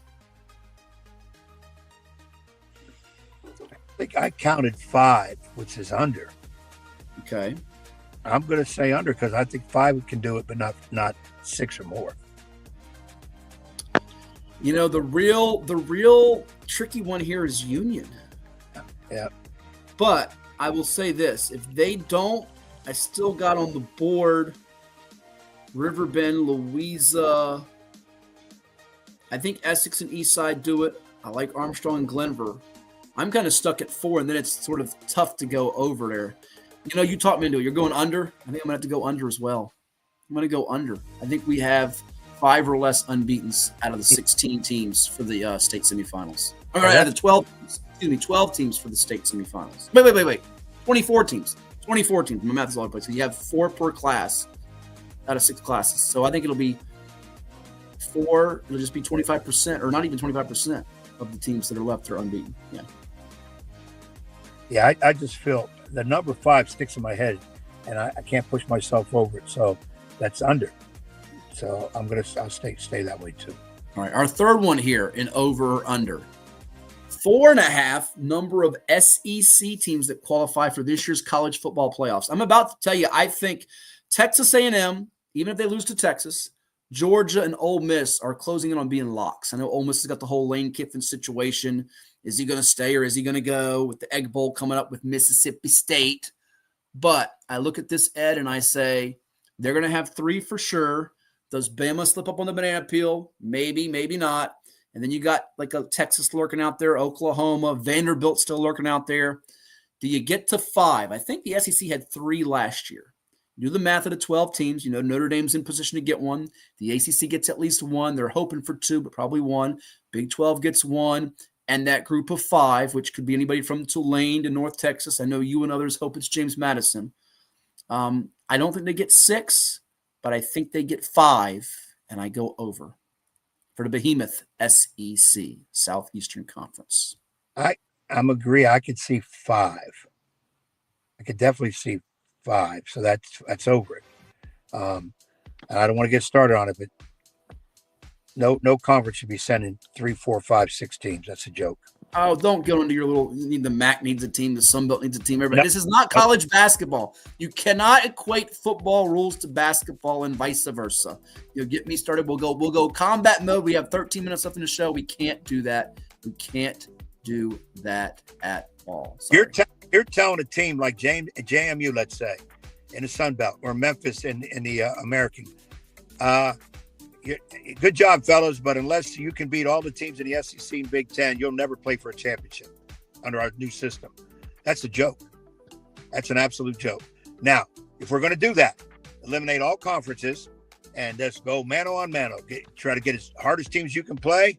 And now when it's all done, take the top 12 teams record-wise, put them in there. Because then you'll probably have all those power teams up there. But the way it's set up right now, it's an absolute joke. You have at least 4 or 5 conferences that have no chance. And I'm going to agree, Mac. I'm going to agree with you. The MAC conference, if you go look at the MAC conference right now, they don't deserve it because their number 1 team has 1 win over 500. They don't deserve to be in a championship, but that's because they play a lot of non-conference games against a lot of Big Ten teams. So they don't deserve it. But those other teams that are going 9-1, 10-1, 10-0, whatever, and they don't have a chance at all. Oh, okay. I tell you what we do. We'll throw you all together and we'll take 1. No, I just don't agree with it. And I agree. I also agree because I know what you're going to say. So you saying North Texas should go in there over Alabama, Tennessee. The whole world wants to see Alabama, Tennessee. And I agree with you. So do I. But I just think the little guy has to have a chance to play for something. But the way the current system is, it's never going to happen. Okay. Our next one, as you see it on the screen, the Lone Star State. The eyes of Texas are upon you. On the little on it. Everything's bigger in Texas, Ed. They will get 3 teams in the college football playoff. Well, that means you're saying Texas A&M, Texas Tech, check, and Texas. Or the Mean Green Fighting Machine, those North Texas Mean Green. Does Texas get 3 teams from its state and not arguably the program with the most resources in America? Steve Sarkisian's Horns, who lost in last year's playoff to the eventual national champion Buckeyes of the Ohio State. Will Texas get 3 teams and not get its quote-unquote flagship state program school in the playoff? What do you say? Over or under 2.5 Texas schools in the CFP? Might have to say under, because right now in my survey, or the way I'm doing it, Texas A&M is in it. I think they're one of the top 4 seeds, and I got North Texas winning that conference, and they're in it. Well, then where's Texas Tech? You got to go over. If you've got North Texas, then you're saying A&M or Texas Tech misses. Is that what you're saying? If Texas Tech loses in the Big 12 championship, I think they still get in unless they get bludgeoned. Yeah, I think Texas A&M is in for sure. That's 2. I would, if North Texas wins their conference, I put them in. I don't think the committee is. Then you got 3. And Texas Tech, it's 3, right? So I said under. I'll go over. It's 3. All right, you're going over. I'm going to say under because I don't think Texas will get in unless they absolutely blow out A&M. They have to blow them out. They blow them out, the committee could be swayed by that. But then they're going to have to bump out maybe a Notre Dame or a Miami, and that's where it's going to get dicey. And because you don't see Miami win the ACC, it's going to probably be either Georgia Tech or UVA most likely with the way it's going to set up here. And North Texas in the AAC, that group of 5, I think it's less than a 50% chance. It wouldn't stun me if they got in, but I'm going to take the law of averages and take my chance. I think it's about a 52 to 53% chance they get 2, not 3. It would be fascinating if North Texas joins A&M and Texas Tech and the Longhorns don't make it. But I'll go under just to be different from you, and I feel that way anyways, not just to be different from you. Let's now go to our last 2, and it's college football, again, before we close out with NFL. Number of ACC championships for James Franklin, the former Penn State sideline boss, at the helm of Virginia Tech's Hokies. Will he get not 1, but 2 ACC titles in Blacksburg, Hokieville, Hokietown? Wow, I kind of feel you're going to have something about Mr. Franklin at Virginia Tech. You knew it. I want to say out loud, yes. I think he's going to be there a bit. He can get 2 ACC titles. He's not winning a national title at Virginia Tech. Guarantee that. I think they can win 2 ACC titles under him. All right, we had the spoiler there with the next question. You're going to go over? I'm going to go over. I'm going to go under because I'm not guaranteed he gets 1, but I do think he may get 1. I'd be surprised if he gets 2. ACC right now still got Clemson and Miami and Florida State in it, and Tech is going to be on the upswing under James Franklin. He'll get recruits there. There's no question from the Mid-Atlantic, the DMV. He'll hit national prospects too, some 4 stars, and maybe even pluck a couple of 5 stars. But it's going to take some time, and I think, again, the law of averages say the odds dictate he won't quite get to. And our last one, will we have one road team that wins a Thanksgiving Day NFL game coming up? Packers at the Lions. Chiefs go to Dallas, take on the Cowboys, and Cincinnati plays at Baltimore. We'll see if Joe Burrow is back for that one. Won't be back this week, but could be back for that one. What says you? Will there be a road winner? I'm thinking, yes, the Chiefs are that team, though it might have to be by the hair on their chinny chin chins against the Pokes. I'm agreeing with you on that because I think Kansas City has the best chance. Green Bay has a good chance. Cincinnati has no chance. So I'm going to. I disagree with that. Cincinnati has a slight chance. It's a moderate to decent chance if Burrow plays. Green Bay beat the Lions pretty handily in week 1. That was at Lambeau Field. I think the Lions want revenge, but the Packers could win that. Not going to shock me. In KC, pretty good chance. But I'll tell you this: if we get to the night game and the Cowboys and Lions have won, woo! I'm not loving my chances with the Bengals, especially if Burrow's sidelined. Then I think it's, almost no chance at that point. Almost no chance. That's going to wrap up over or under. We'll come back with the NFL picks for this edition. Nobody knows if Ed Young has the odds in front of him, if he's studied the odds. What we can tell you as we show you the season stats. 2-game lead for America's favorite host. over Bruce Pearl of the Mustangs and 4 games over you, Sir Edward. We'll come back with NFL picks to put the finishing touches on this episode of 757 Sports Talk. You are watching Cova Sports TV. Now this from those who help make it possible to talk to all of you. What is more? Is it more reps, more strength, more stamina? We say it's all of that, but it's greater than just what's in the mirror. It's about improving your mental and physical health. More is a feeling of achievement, fulfillment, confidence. It's looking better, feeling better, being better, and it's our mission to get you there. Because here, you are more. One Life Fitness.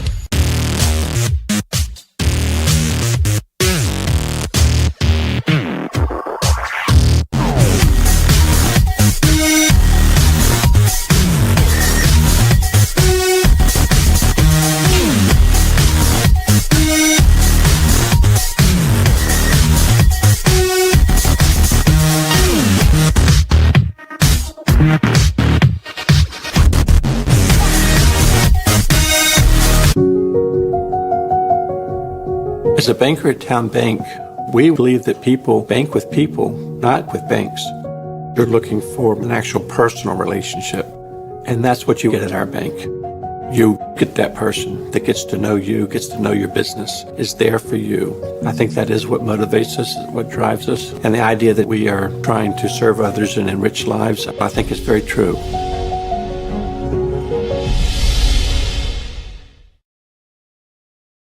It's 757 Saturday Sports Talk with Matt Hatfield and the one and only Coach Ed Young, every Saturday morning at 10 a.m. on Cova Sports TV. From high school football and basketball to the NFL, MLB, college sports, and the NBA, if it's making headlines, they are breaking it down. Bold takes, big-time guests, and a few laughs, especially at the expense of that basketball coach Ed Young. Catch it on Cox TV and your view, and don't forget to like and subscribe on YouTube at Cova Sports TV. Hey Alexa, was Ed Young involved at the Admirals hockey game fight? From Wikipedia.org. As Young entered the fight, French fire shot away the intrepid S4 topmast. Yikes!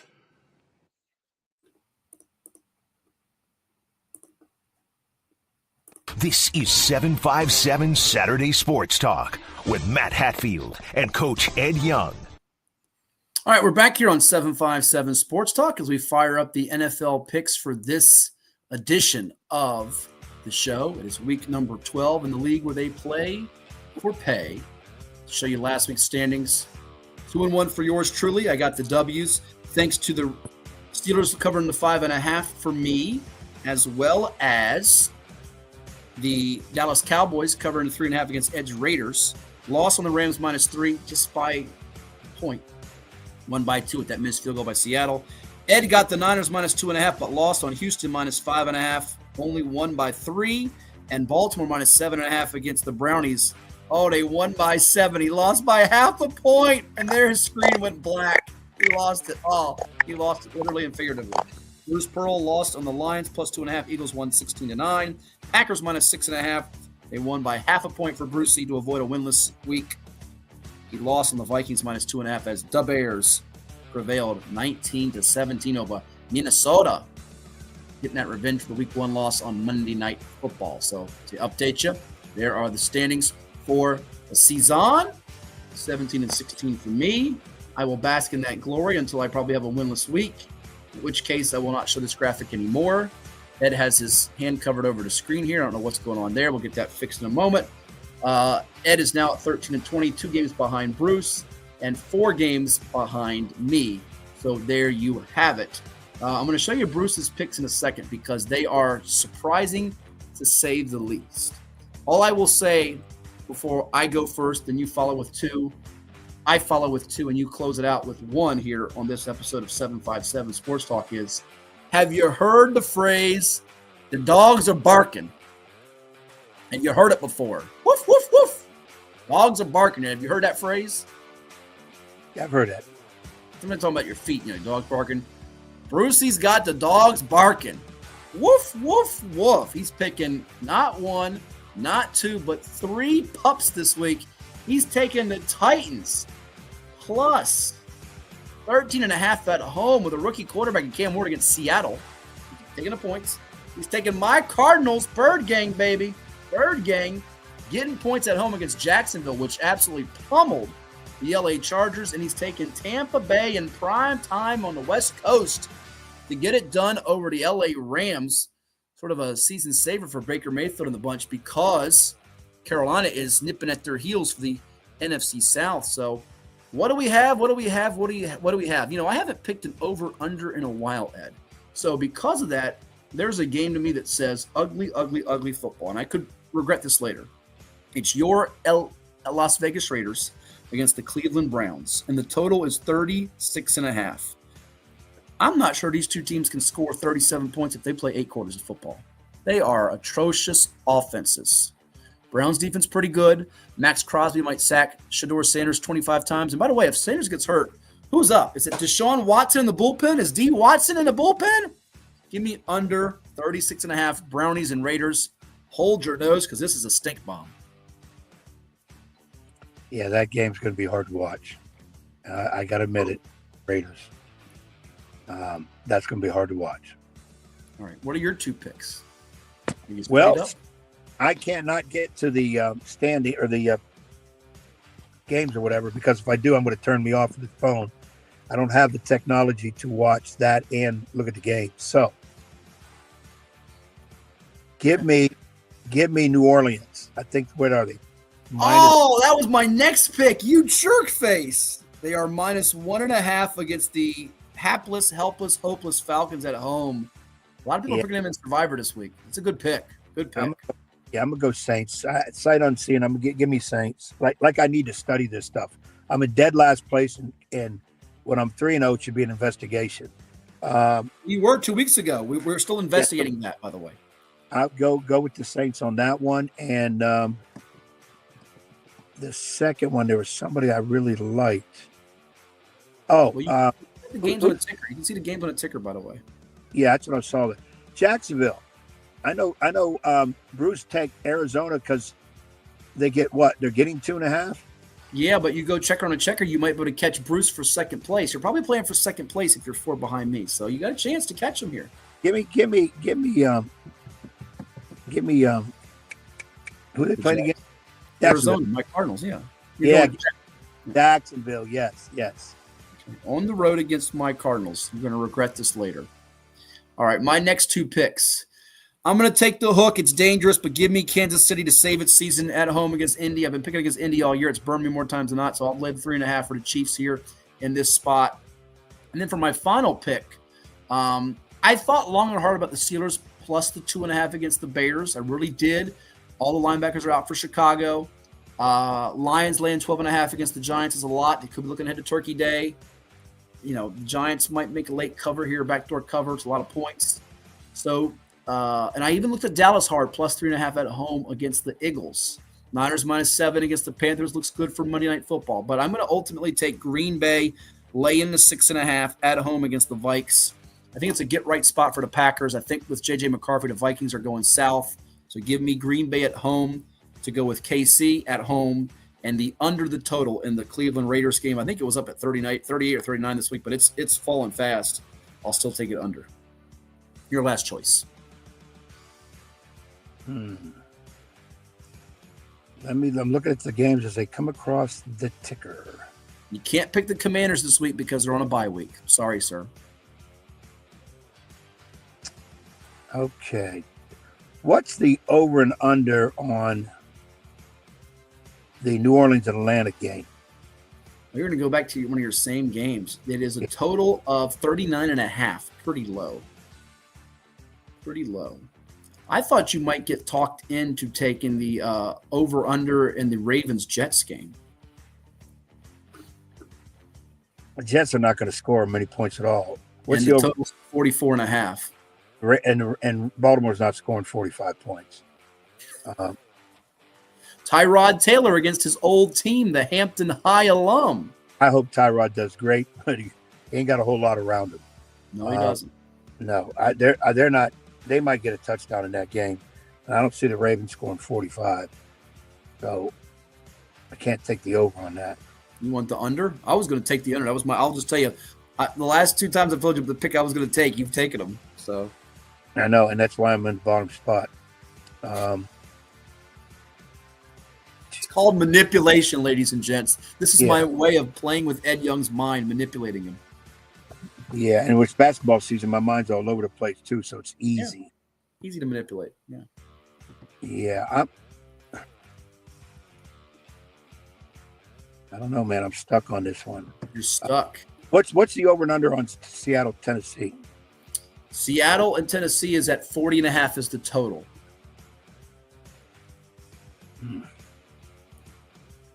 Doesn't excite me real quick on that one. Real quickly, your totals. Pats, Bengals is 49.5. Jets, Ravens is 44.5.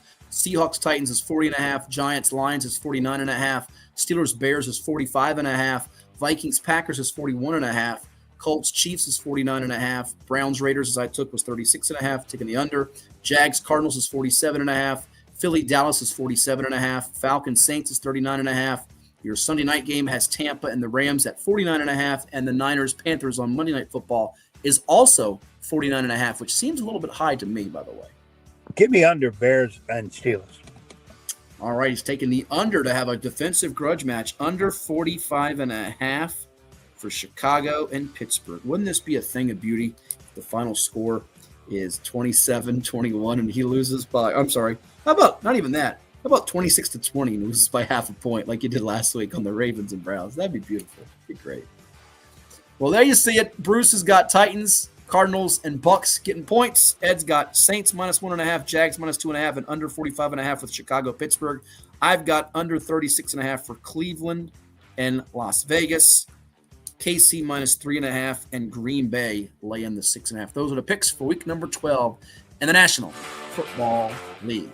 We'll see you next time on Cova Sports TV. Like, share, and subscribe. Have a great weekend and have a happy Thanksgiving, Ed. We won't talk to you again until Turkey Day here after Turkey Day on the program. Now, there's the festive border. We can tell everybody happy Thanksgiving out there. And we'll see you next time right here on Cova Sports TV. Gobble, gobble.